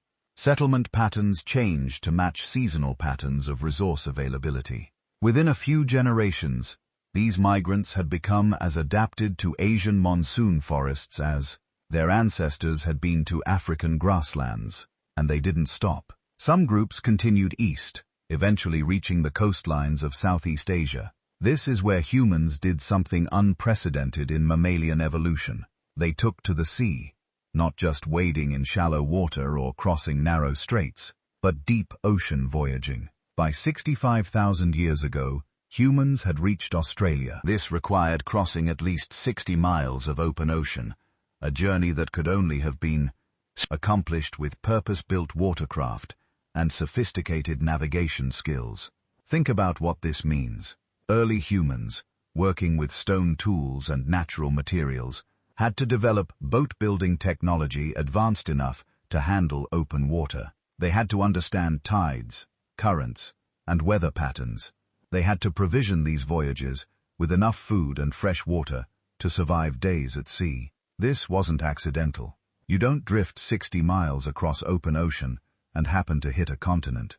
This was intentional exploration, planned migration. It suggests these early humans had developed the cognitive capacity to imagine lands beyond the horizon, to plan complex multi-day journeys, to take enormous calculated risks in pursuit of new territories. And when they arrived in Australia, they encountered an ecosystem unlike anything human eyes had ever seen. Giant marsupials, 3-meter-tall kangaroos, land-dwelling crocodiles, carnivorous lions, twice the size of African lions. None of these animals had ever encountered human predators. None had evolved defenses against human hunting strategies. Within a few thousand years of human arrival, most of Australia's megafauna were extinct. 50 species of large mammals disappeared, along with giant reptiles and flightless birds. The same pattern would repeat everywhere humans went.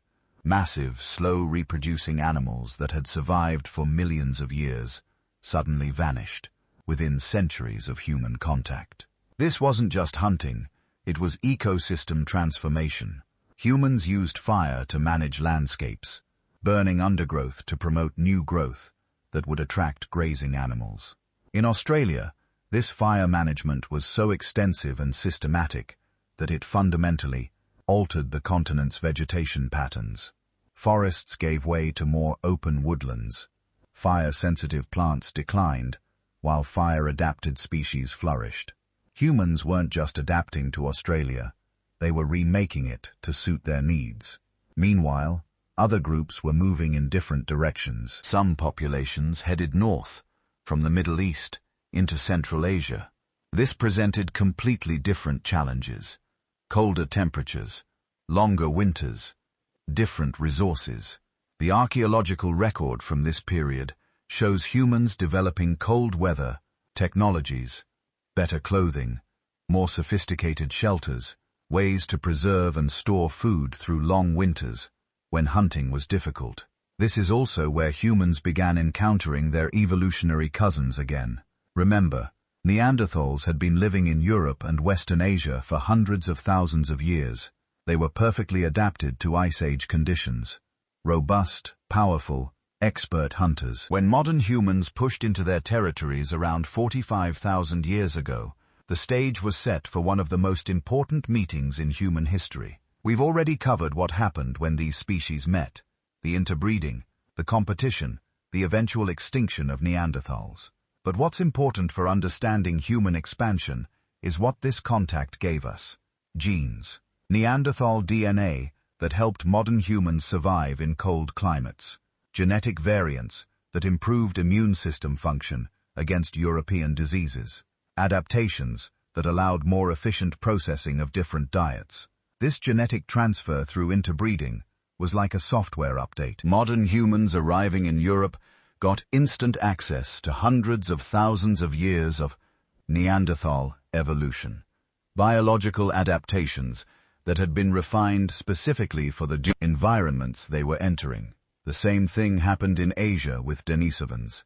Modern humans picked up high-altitude adaptations cold resistance genes, and immune system variants that protected against local pathogens. This is something unique about human expansion. Most species, spreading into new territories, have to wait for natural selection to slowly modify their biology, generation by generation. But humans could acquire pre-adapted genes through interbreeding, dramatically accelerating their ability to thrive in new environments. It was evolution in fast forward. But genetic adaptation was only part of the story. The more important adaptations were cultural. As human populations spread across the globe, they developed specialized knowledge systems, perfectly tailored to their local environments. In the Arctic, where Inuit peoples eventually settled, humans learned to survive in one of Earth's most hostile environments. They developed techniques for hunting seals through breathing holes in the ice, for building shelters from snow blocks, for creating waterproof clothing from marine mammal intestines. They learned to prevent scurvy by eating raw organ meat from marine mammals, getting vitamin C from sources that most humans would never think of. In the Amazon rainforest, indigenous peoples developed encyclopedic knowledge of thousands of plant species, which ones were edible, which were poisonous, which could be used as medicines or tools or poisons for hunting. They learned complex processing techniques that could make toxic plants safe to eat, dramatically expanding available food sources. They developed sustainable hunting practices that allowed them to harvest forest resources without depleting them. In the Pacific Islands, Polynesian voyagers developed navigation systems that allowed them to cross thousands of miles of open ocean without instruments. They read wave patterns, star positions, bird behaviors, cloud formations. They could feel subtle swells with their bodies while lying in their canoes, detecting the presence of distant islands by how ocean currents were disrupted. This knowledge was so sophisticated that they successfully colonized every habitable island in the Pacific, from Hawaii to Easter Island to New Zealand. Each environment demanded different solutions, different knowledge, different technologies, and humans proved capable of developing whatever was needed. This cognitive flexibility, this ability to learn and transmit complex information, was the real secret to human expansion. We didn't need to wait for evolution to give us thick fur for cold climates. We invented clothing. We didn't need biological adaptations for high altitudes. We developed cultural practices that achieved the same results. But there were limits. Even human adaptability had boundaries. The expansion wasn't smooth or continuous. It was marked by bottlenecks, population crashes, genetic founder effects that shaped human diversity in profound ways. When small groups broke off from larger populations to explore new territories, they carried only a fraction of the genetic diversity of the parent population. This is called the founder effect. A handful of people establishing a new settlement might have only a limited number of blood, types, genetic variants, or physical traits. As their population grew, everyone would be descended from that small founding group, sharing more genetic similarity than diverse continental populations. This is why indigenous populations in the Americas show less genetic diversity than African populations. All Native Americans are descended from a relatively small group that crossed from Asia into Alaska, probably fewer than 1,000 individuals. That genetic bottleneck shaped the entire continent's human population. The crossing into the Americas was one of the last great human migrations, and one of the most dramatic. Around 20,000 years ago, during the peak of the last ice age, so much water was locked up in glaciers that sea levels dropped by over 400 feet. This exposed a land bridge between Siberia and Alaska, a region called Beringia, that was over 1,000 miles wide. Humans in eastern Siberia, following migrating herds of mammoth and bison, gradually moved onto this land bridge. They probably didn't think of it as crossing into a new continent. It was just more territory, more hunting grounds. But they were standing on the threshold of two entire continents that had never known human presence, North and South America, vast, territories filled with animals that had never learned to fear human hunters. The crossing happened during a window of opportunity. Too early, and ice sheets blocked passage south. Too late, and rising seas submerged the land bridge. But for several thousand years, Beringia was a habitable refuge, and humans established populations there. Then, around 15,000 years ago, a corridor opened through the ice sheets covering Canada. Humans poured south. What followed was the most rapid large-scale colonization in human history. Within 2,000 years, humans had spread from Alaska to the tip of South America, covering over 10,000 miles. Archaeological sites, dated to 14,000 years ago, show human presence all the way down in southern Chile. That's an expansion rate of 5 miles per year, sustained over 2 millennia. And everywhere they went, the megafauna disappeared. Mastodons, giant ground sloths, saber-toothed cats, dire wolves, American camels, horses, giant beavers the size of bears. Over 70 species of large mammals went extinct in North Cass within a few thousand years of human arrival. The same pattern played out in South America. Giant armadillos, enormous carnivorous birds, massive short-faced bears, gone. Scientists still debate exactly why. Some argue it was primarily hunting. Others point to climate change at the end of the Ice Age. But the timing is hard to ignore. These animals had survived multiple climate fluctuations over millions of years, but they couldn't survive humans. The most likely explanation is that it was a combination. Climate stress made large mammals more vulnerable, and human hunting pushed already struggling populations over the edge. Remember, these animals had no evolutionary experience with human hunters. No instinctive fear, no defensive behaviors. They were easy prey for humans, with sophisticated weapons and coordinated hunting strategies. In some cases, we have direct evidence, archaeological sites containing the butchered remains of mammoths, preserved mammoth hunting weapons, even paintings and carvings depicting mammoth hunts. Early Americans didn't just hunt these animals opportunistically.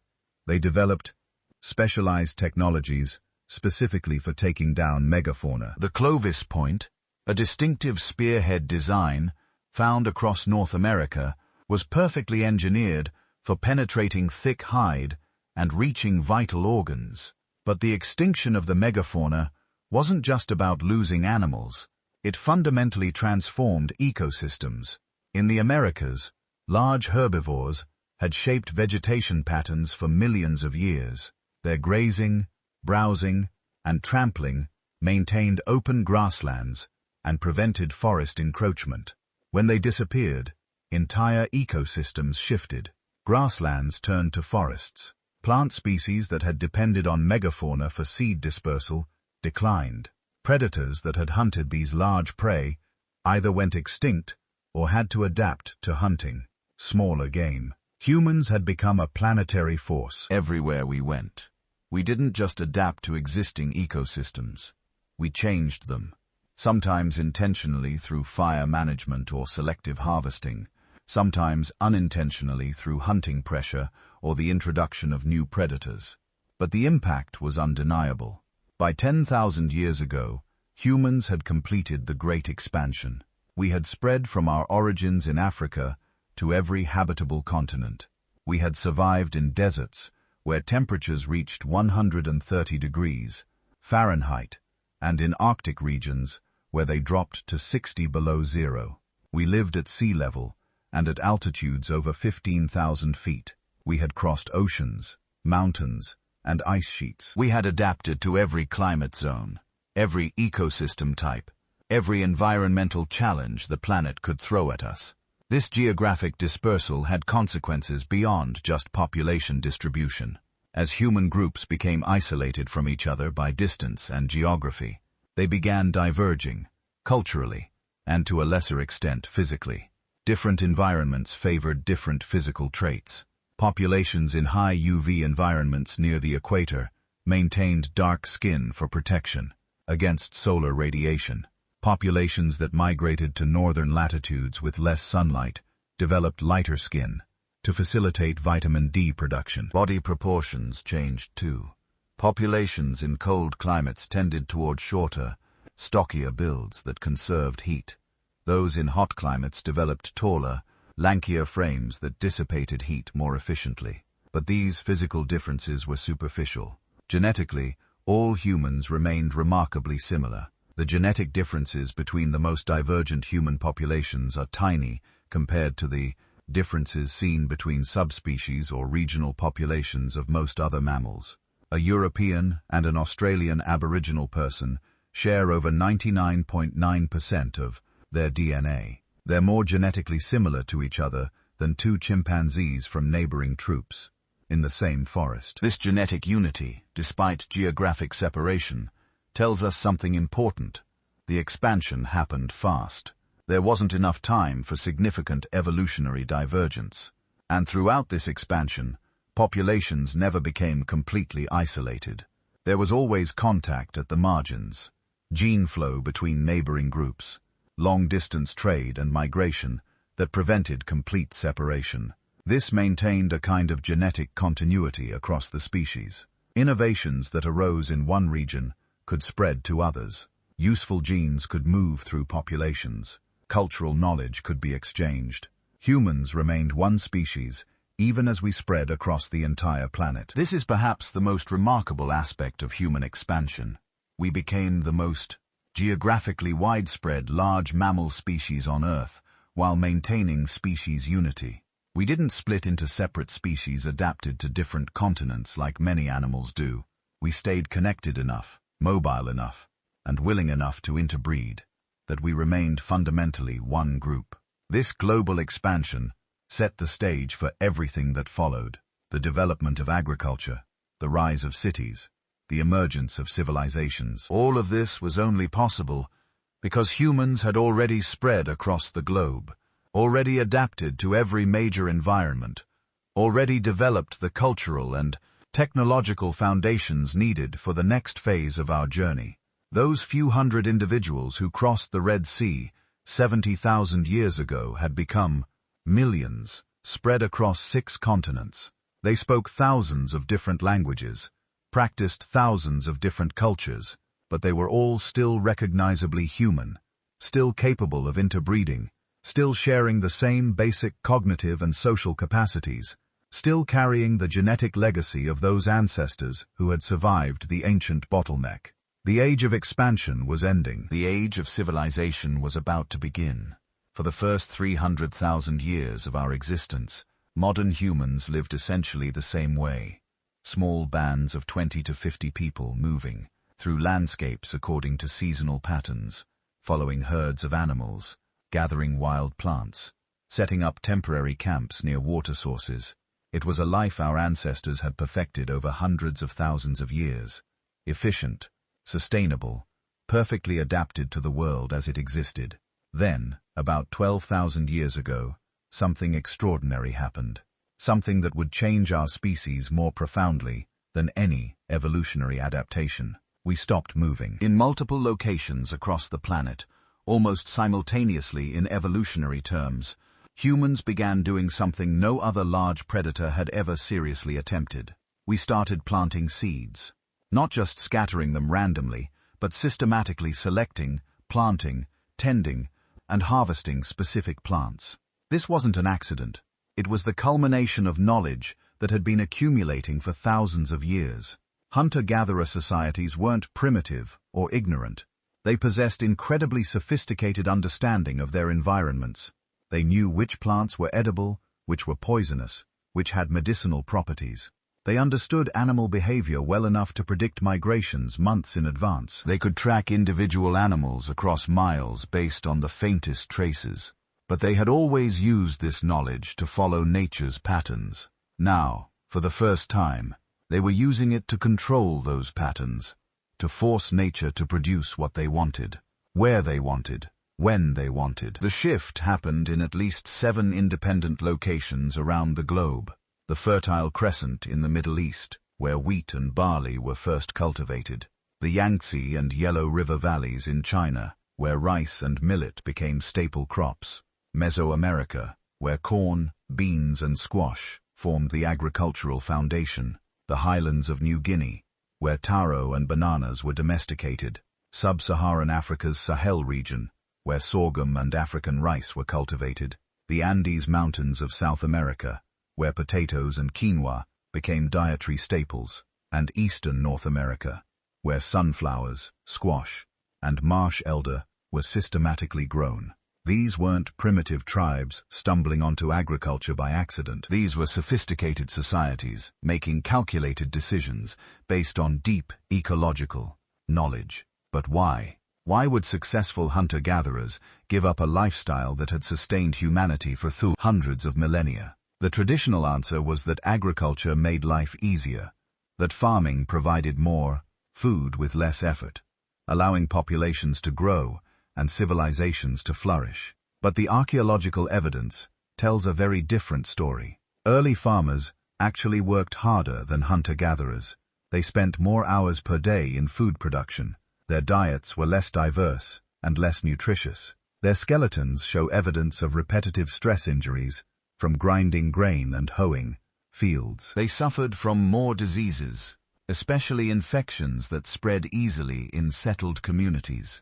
Their average height decreased as they relied more heavily on cultivated grains and less on varied wild foods. Infant mortality increased. Life expectancy dropped.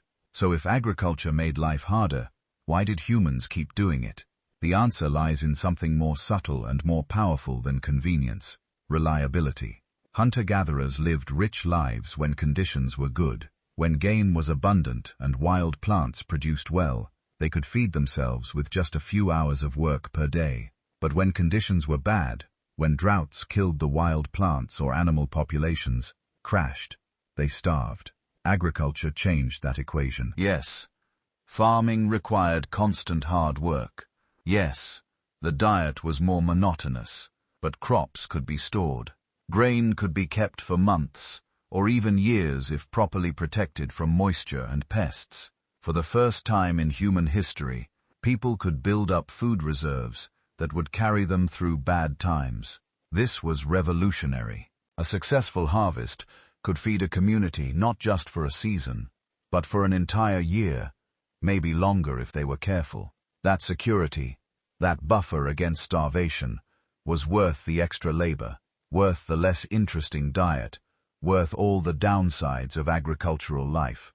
But it came with a catch. Once you commit to agriculture, you're locked in. You can't plant crops and then wander off for 6 months. Fields need constant attention.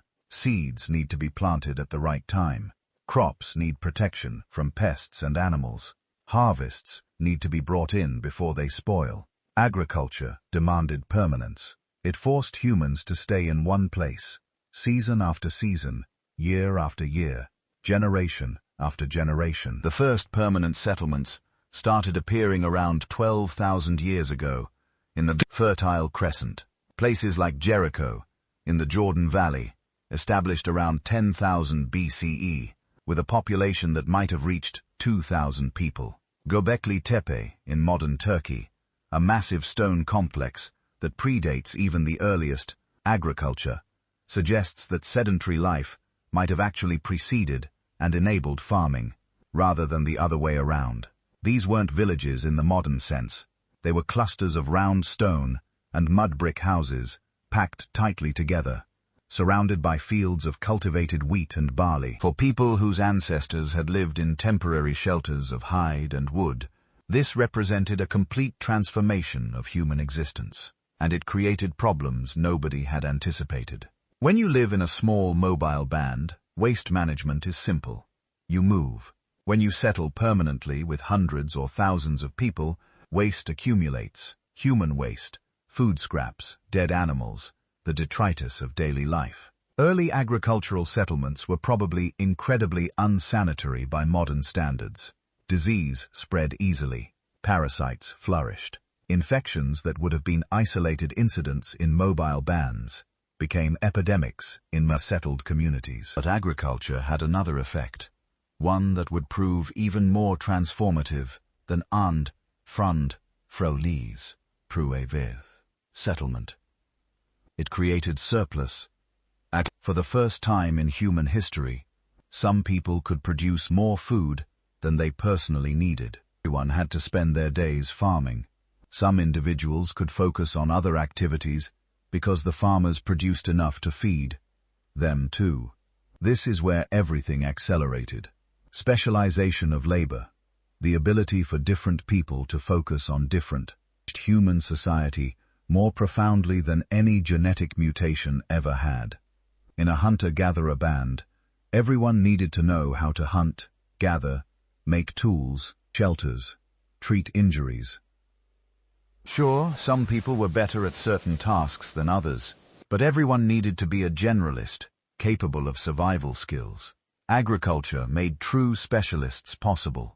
Some people could focus entirely on farming, getting better and better at selecting seeds, managing soil, and predicting weather patterns. Others could focus on making tools, spending thousands of hours perfecting techniques for crafting better plows, sickles, and grinding stones. Others could focus on building, developing expertise in construction that allowed for larger and more durable structures. Still others could focus on trade, figuring out how to exchange surplus food for raw materials from other regions. The emergence of specialized craftspeople was revolutionary. A farmer who spent all their time farming produced enough food for themselves and several other people. A potter who spent all their time making pottery could create vessels far superior to anything a part-time potter could produce. A weaver who focused entirely on textile production could develop techniques that would take a casual weaver decades to master. This specialization created a positive feedback loop. Better tools made farming more efficient. More efficient farming created more surplus. More surplus supported more specialists. More specialists created more innovations. More innovations made everything more productive. Within a few thousand years, agricultural settlements were producing goods that would have been impossible in hunter-gatherer societies. Finely crafted pottery for storing and cooking food, woven textiles for clothing and bedding, sophisticated tools optimized for specific tasks, jewelry and decorative objects that served no survival function but demonstrated skill and created social status. But specialization required something else, something that hadn't existed before. Coordination. In a hunter-gatherer band, everyone understands what needs to be done. The group is small enough that decisions can be made collectively through discussion and consensus. But in a settlement of 1,000 people with dozens of different specialists, coordinate activity. How do you decide who gets how much food? Who has access to which resources? Resolve disputes between people who aren't closely related. You need organization. You need formal systems for making decisions and enforcing them. You need governance. The first formal leadership roles probably emerged from religious specialists, shamans, and priests who had always held special status in human societies. In permanent agricultural settlements, these individuals took on new importance. They weren't just spiritual guides anymore. They became coordinators of community activities. They determined when to plant based on astronomical observations. They organized communal construction projects. They mediated disputes according to traditional rules that were becoming increasingly codified. They controlled the surplus food that was stored for emergencies and distributed it when needed. This control over surplus gave them real power. If you could decide who got stored grain during a drought, you controlled life and death. That's not a metaphor. You literally controlled whether people ate or starved. From this control emerged something humans had never experienced before: social stratification, formal hierarchy, class. In hunter-gatherer societies, inequality was limited. Sure, some people were more respected than others based on their skills or wisdom, but everyone had access to the same resources. Nobody could accumulate significantly more material goods than anyone else because you couldn't carry surplus while mobile. Agriculture changed that completely. Some people controlled more land, Some had access to better fields. Some managed the stored surplus. Some possessed specialized knowledge that made them valuable. And these advantages could be accumulated and passed down to children. For the first time, the circumstances of your birth began determining your life trajectory. If you were born to a family that controlled good farmland, you would probably control good farmland. If you were born to potters, you would likely become a potter. If you were born to the priestly class that managed surplus and organized communal activities, you inherited status and power. This stratification accelerated as settlements grew larger. By 6,000 years ago, the first true cities were emerging. Uruk in Mesopotamia reached a population of 50,000 people by 3000 BCE, larger than any human community that had existed before, larger than most people could even conceptualize. These weren't just big villages. They were completely new forms of human organization. Cities with specialized districts, formal administrations, standing armies, professional priests, and elaborate public architecture. Uruk had massive temples, defensive walls, and irrigation systems that managed water from the Euphrates River, complex urban infrastructure that required coordinated labor from thousands of people. Managing this complexity required something else that was entirely new: record keeping. When your community numbers 50,000 people, you can't keep track of who owes what to whom using memory alone. You can't manage grain stores for that many people without detailed records. You can't coordinate construction projects or organize taxation without some way to track obligations and resources. Writing emerged to solve these administrative challenges.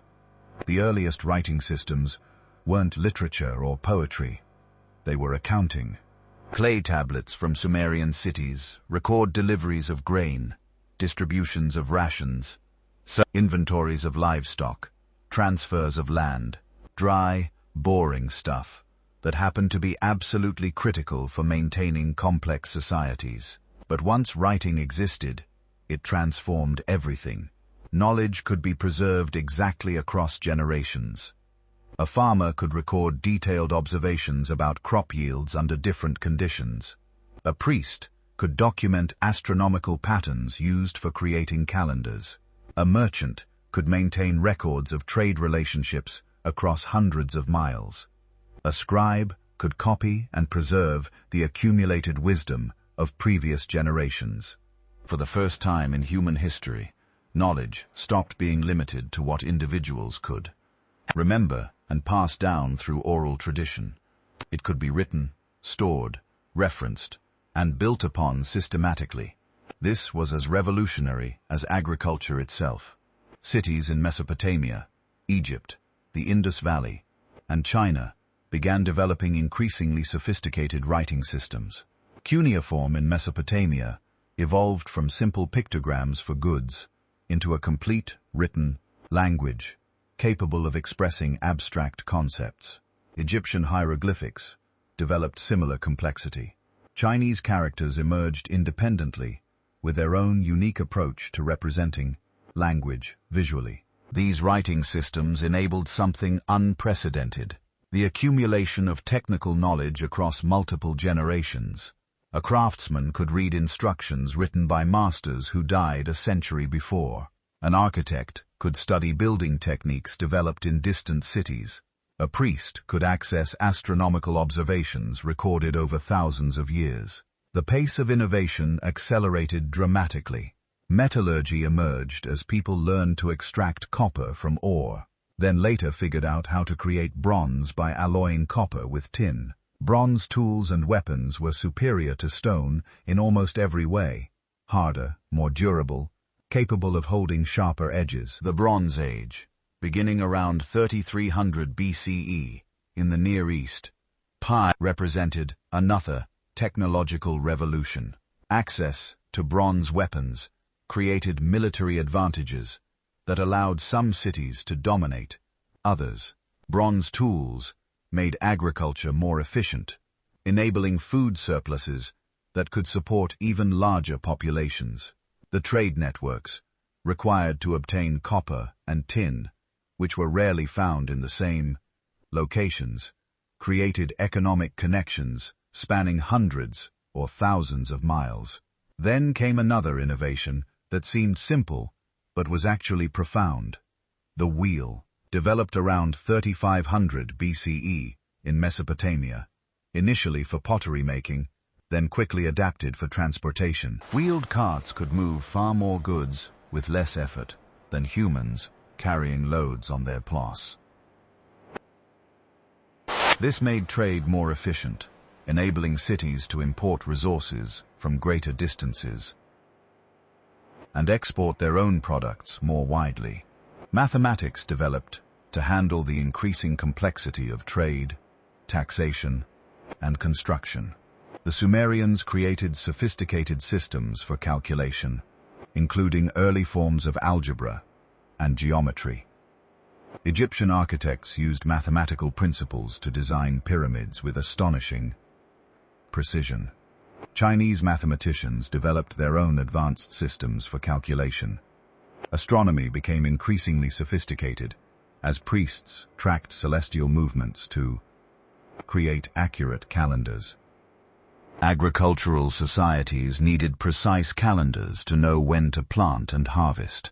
Religious ceremonies needed to be scheduled according to astronomical events. The ability to predict eclipses and planetary movements gave priestly classes even more authority. They seemed to understand the fundamental workings of the cosmos. In a sense, they did. Their astronomical observations were remarkably accurate, laying foundations for scientific understanding that would develop over subsequent millennia. But agriculture was changing more than just human society and technology. It was changing human biology itself. The shift to a grain-heavy diet created new selection pressures. Populations that relied heavily on dairy farming developed lactose tolerance, the ability to digest milk as adults, something most humans and all other mammals lose after childhood. In populations that domesticated cattle and consumed dairy products, individuals with genetic mutations allowing lactose tolerance had survival advantages.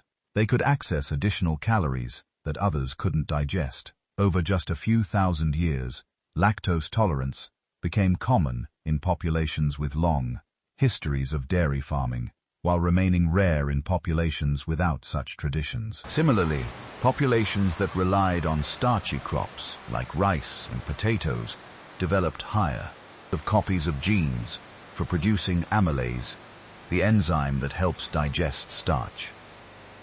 More amylase meant more efficient starch digestion, meaning better nutrition from grain-heavy diets. Farming lifestyle itself created selection pressures.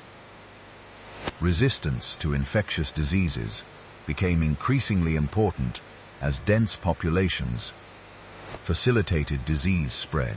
Individuals with genetic advantages in immune function were more likely to survive epidemics and pass on their genes. Over thousands of years, farming populations developed different immune profiles than hunter-gatherer populations, better adapted to the disease environment of agricultural life, but potentially more vulnerable to other health challenges. Agriculture even changed human skull structure and dental development. The shift from varied, tough, wild foods to softer, more homogeneous agricultural diets resulted in smaller jaws and more crowded teeth in many populations. Modern orthodontic problems, the need for wisdom tooth removal, the prevalence of dental crowding, trace back to changes that began with agriculture. Our bodies were still adapted for hunter-gatherer life, but we had committed to an entirely different existence. The mismatch between our evolutionary heritage and our agricultural lifestyle created health consequences we're still dealing with today. But perhaps the most profound change was psychological and social. Hunter-gatherers lived in a world they adapted to. Farmers lived in a world they had created. This shift in relationship with nature was unprecedented. Instead of moving through environments shaped by natural forces, Agricultural humans reshaped environments to suit their needs. They cleared forests to create fields. They diverted rivers to irrigate crops. They eliminated predators that threatened their livestock. They selected for specific traits in plants and animals, engaging in a form of artificial evolution that bent other species to human purposes. This was power on a scale our species had never possessed, the power to reshape the living world according to human design. It was also the beginning of environmental problems that would eventually threaten sustainability. Intensive agriculture depleted soil nutrients, requiring farmers to either let fields lie, fallow periodically, or find ways to replenish fertility. Irrigation could lead to salt buildup in soil, eventually making land infertile. Deforestation for farmland caused erosion and altered local climates. Some of the earliest civilizations collapsed partly because they degraded the environments that sustained them. The Sumerian civilization declined partly because salt buildup from irrigation made their fields increasingly unproductive. The Maya civilization in Mesoamerica may have been weakened by deforestation and soil depletion that reduced agricultural productivity. But in the short term, agriculture was an overwhelming success by one measure: population. The global human population, which had remained relatively stable at a few million people for hundreds of thousands of years, began growing exponentially. By 10,000 years ago, there were perhaps 5 million humans on Earth. By 5,000 years ago, that number had increased to perhaps 50 million. By 2,000 years ago, it reached 300 million. The descendants of those 1,280 bottleneck survivors, who'd slowly expanded to millions over 700,000 years, had increased 100-fold in just 10,000 years, all because of agriculture. Those millions of people were no longer living as their ancestors had. They weren't small bands following game animals and gathering wild plants. They were farmers, craftspeople, merchants, priests, warriors, administrators, scribes. They lived in permanent structures, often in cities with tens of thousands of neighbors. They followed formal laws enforced by institutional authority. They worshipped in temples designed by architects and constructed by coordinated labor. They recorded their activities in writing systems that preserved knowledge across generations. They used technologies, bronze tools, wheeled vehicles, irrigation systems that would have seemed like magic to their hunter-gatherer ancestors. The agricultural revolution had created something entirely new on Earth: civilization, complex societies with formal institutions, technological sophistication, accumulated knowledge, and the capacity to reshape their environments fundamentally. It had happened quickly, just 10,000 years from the first planted seeds to the first true cities. An eye blink in evolutionary time. But it wasn't evolution anymore. Not biological evolution, anyway. Humans were still genetically almost identical to their ancestors from 50,000 years ago. The changes weren't in our genes.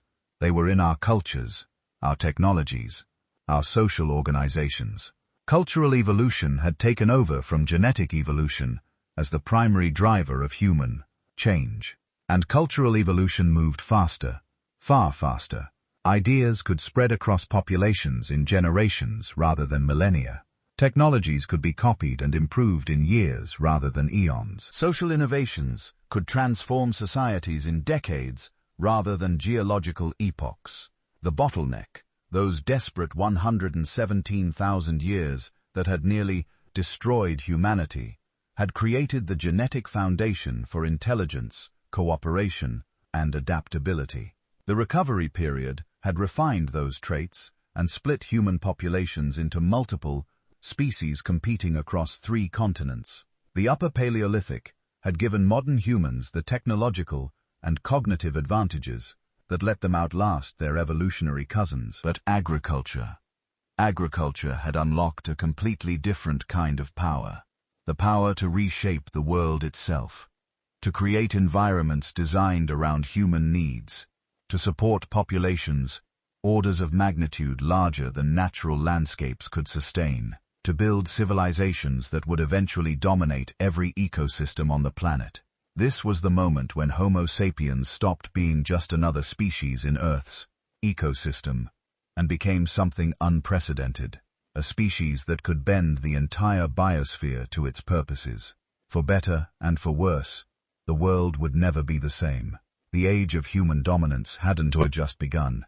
It had accelerated beyond anything the natural world had ever seen, and it all traced back through those city-building farmers, through the upper Paleolithic innovators, through the 3 human species spreading across continents, through the genetic bottleneck that had compressed everything, back to those 1,280 survivors who had refused to go extinct.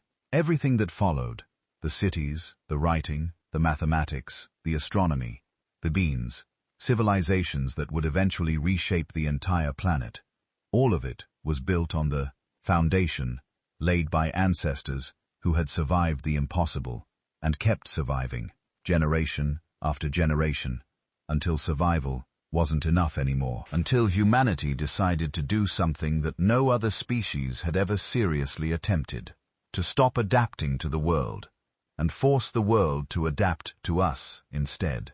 So here we are, the only human species left standing, the descendants of those 1,280 bottleneck survivors who came, within a whisper of extinction, 900,000 years ago, the inheritors of Neanderthal cold-weather genes and Denisovan high-altitude adaptations, the species that wasn't the strongest, wasn't the fastest, wasn't even the one with the biggest brain, but somehow, we're the ones who inherited the Earth. What made the difference? Looking back across the millennia we've covered tonight, the answer isn't simple. It never is with evolution. But certain patterns emerge from the archaeological record, from the genetic evidence, from the scattered remains of our ancestors and their achievements. First, there was the cognitive revolution, that transformation around 70,000 years ago when something clicked in the modern human brain. Not a sudden mutation, but the culmination of hundreds of thousands of years of selection, pressure, favoring better communication, more complex planning, and enhanced capacity for abstract reasoning. We became the species that could imagine things that didn't exist yet, that could plan hunts for next season's migration, that could tell stories about ancestors we'd never met and places we'd never seen. This mental flexibility, this ability to think beyond the immediate and the concrete, gave us tools no other species possessed. Then there was cooperation, not just working together, because lots of animals do that, but cooperation on a scale that required trust between strangers, trade networks spanning hundreds of miles, alliances between groups who might never meet face to face, the ability to coordinate the actions of dozens, then hundreds, then thousands of individuals toward common goals. We weren't stronger than Neanderthals in any physical sense, but we could mobilize larger groups more effectively. That made all the difference when resources became scarce or territories overlapped. Language amplified everything else. The ability to convey complex, precise information quickly, to teach intricate skills to the next generation without years of trial and error, to negotiate, argue, persuade, and warn. Every innovation in tool-making could spread across continents within generations, instead of millennia. Every survival strategy that worked in one environment could be adapted and applied in plaques, another.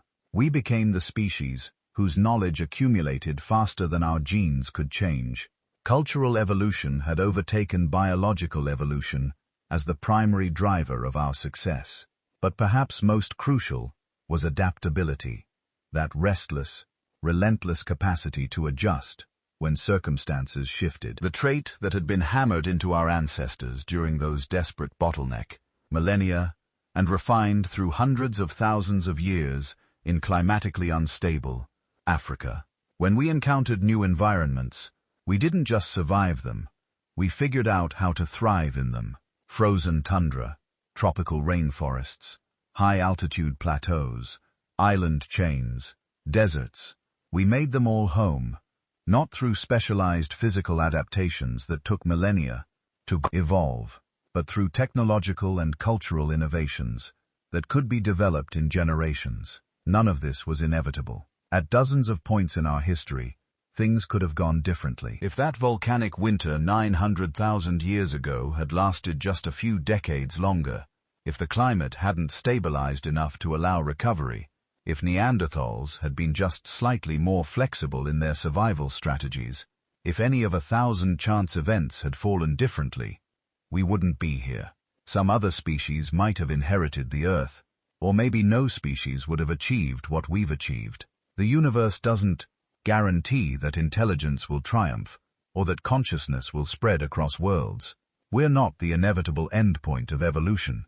We're just the ones who happen to survive. And that brings us to right now, to the present moment, where Homo sapiens has become the most dominant species in Earth's history. We've reshaped entire continents. We've driven thousands of other species to extinction.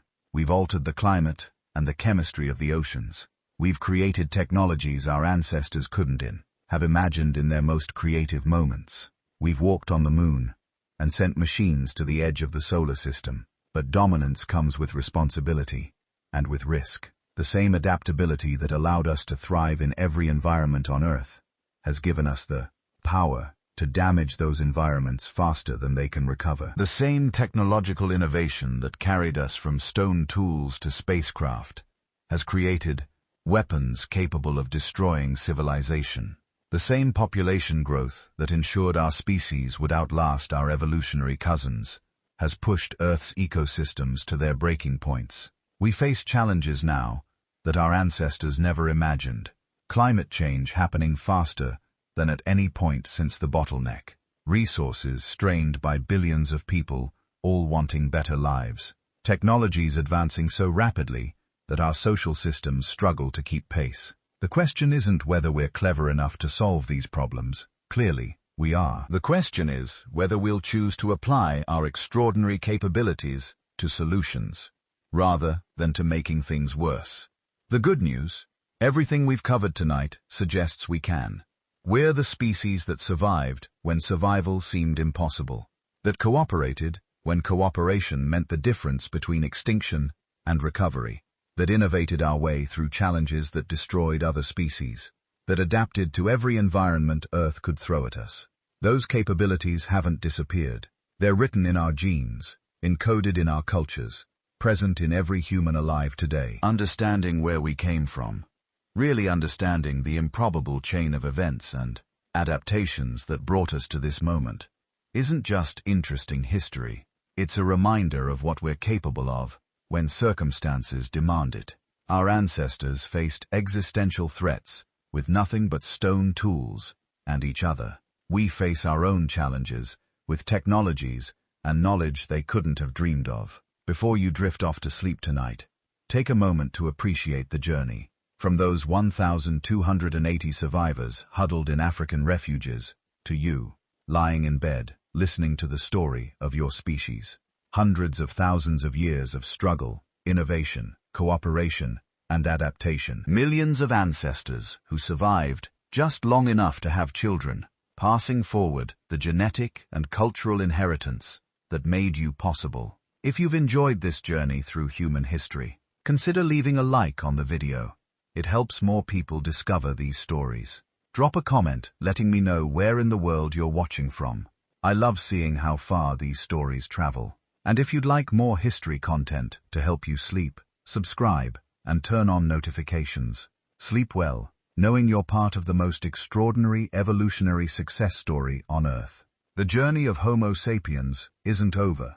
In many ways, it's just beginning. And whatever comes next, we'll face it with the same capabilities that carried our ancestors through ice ages, volcanic winters, and the near extinction that almost ended our species before it truly began. The story continues, and you're part of it. Sweet dreams.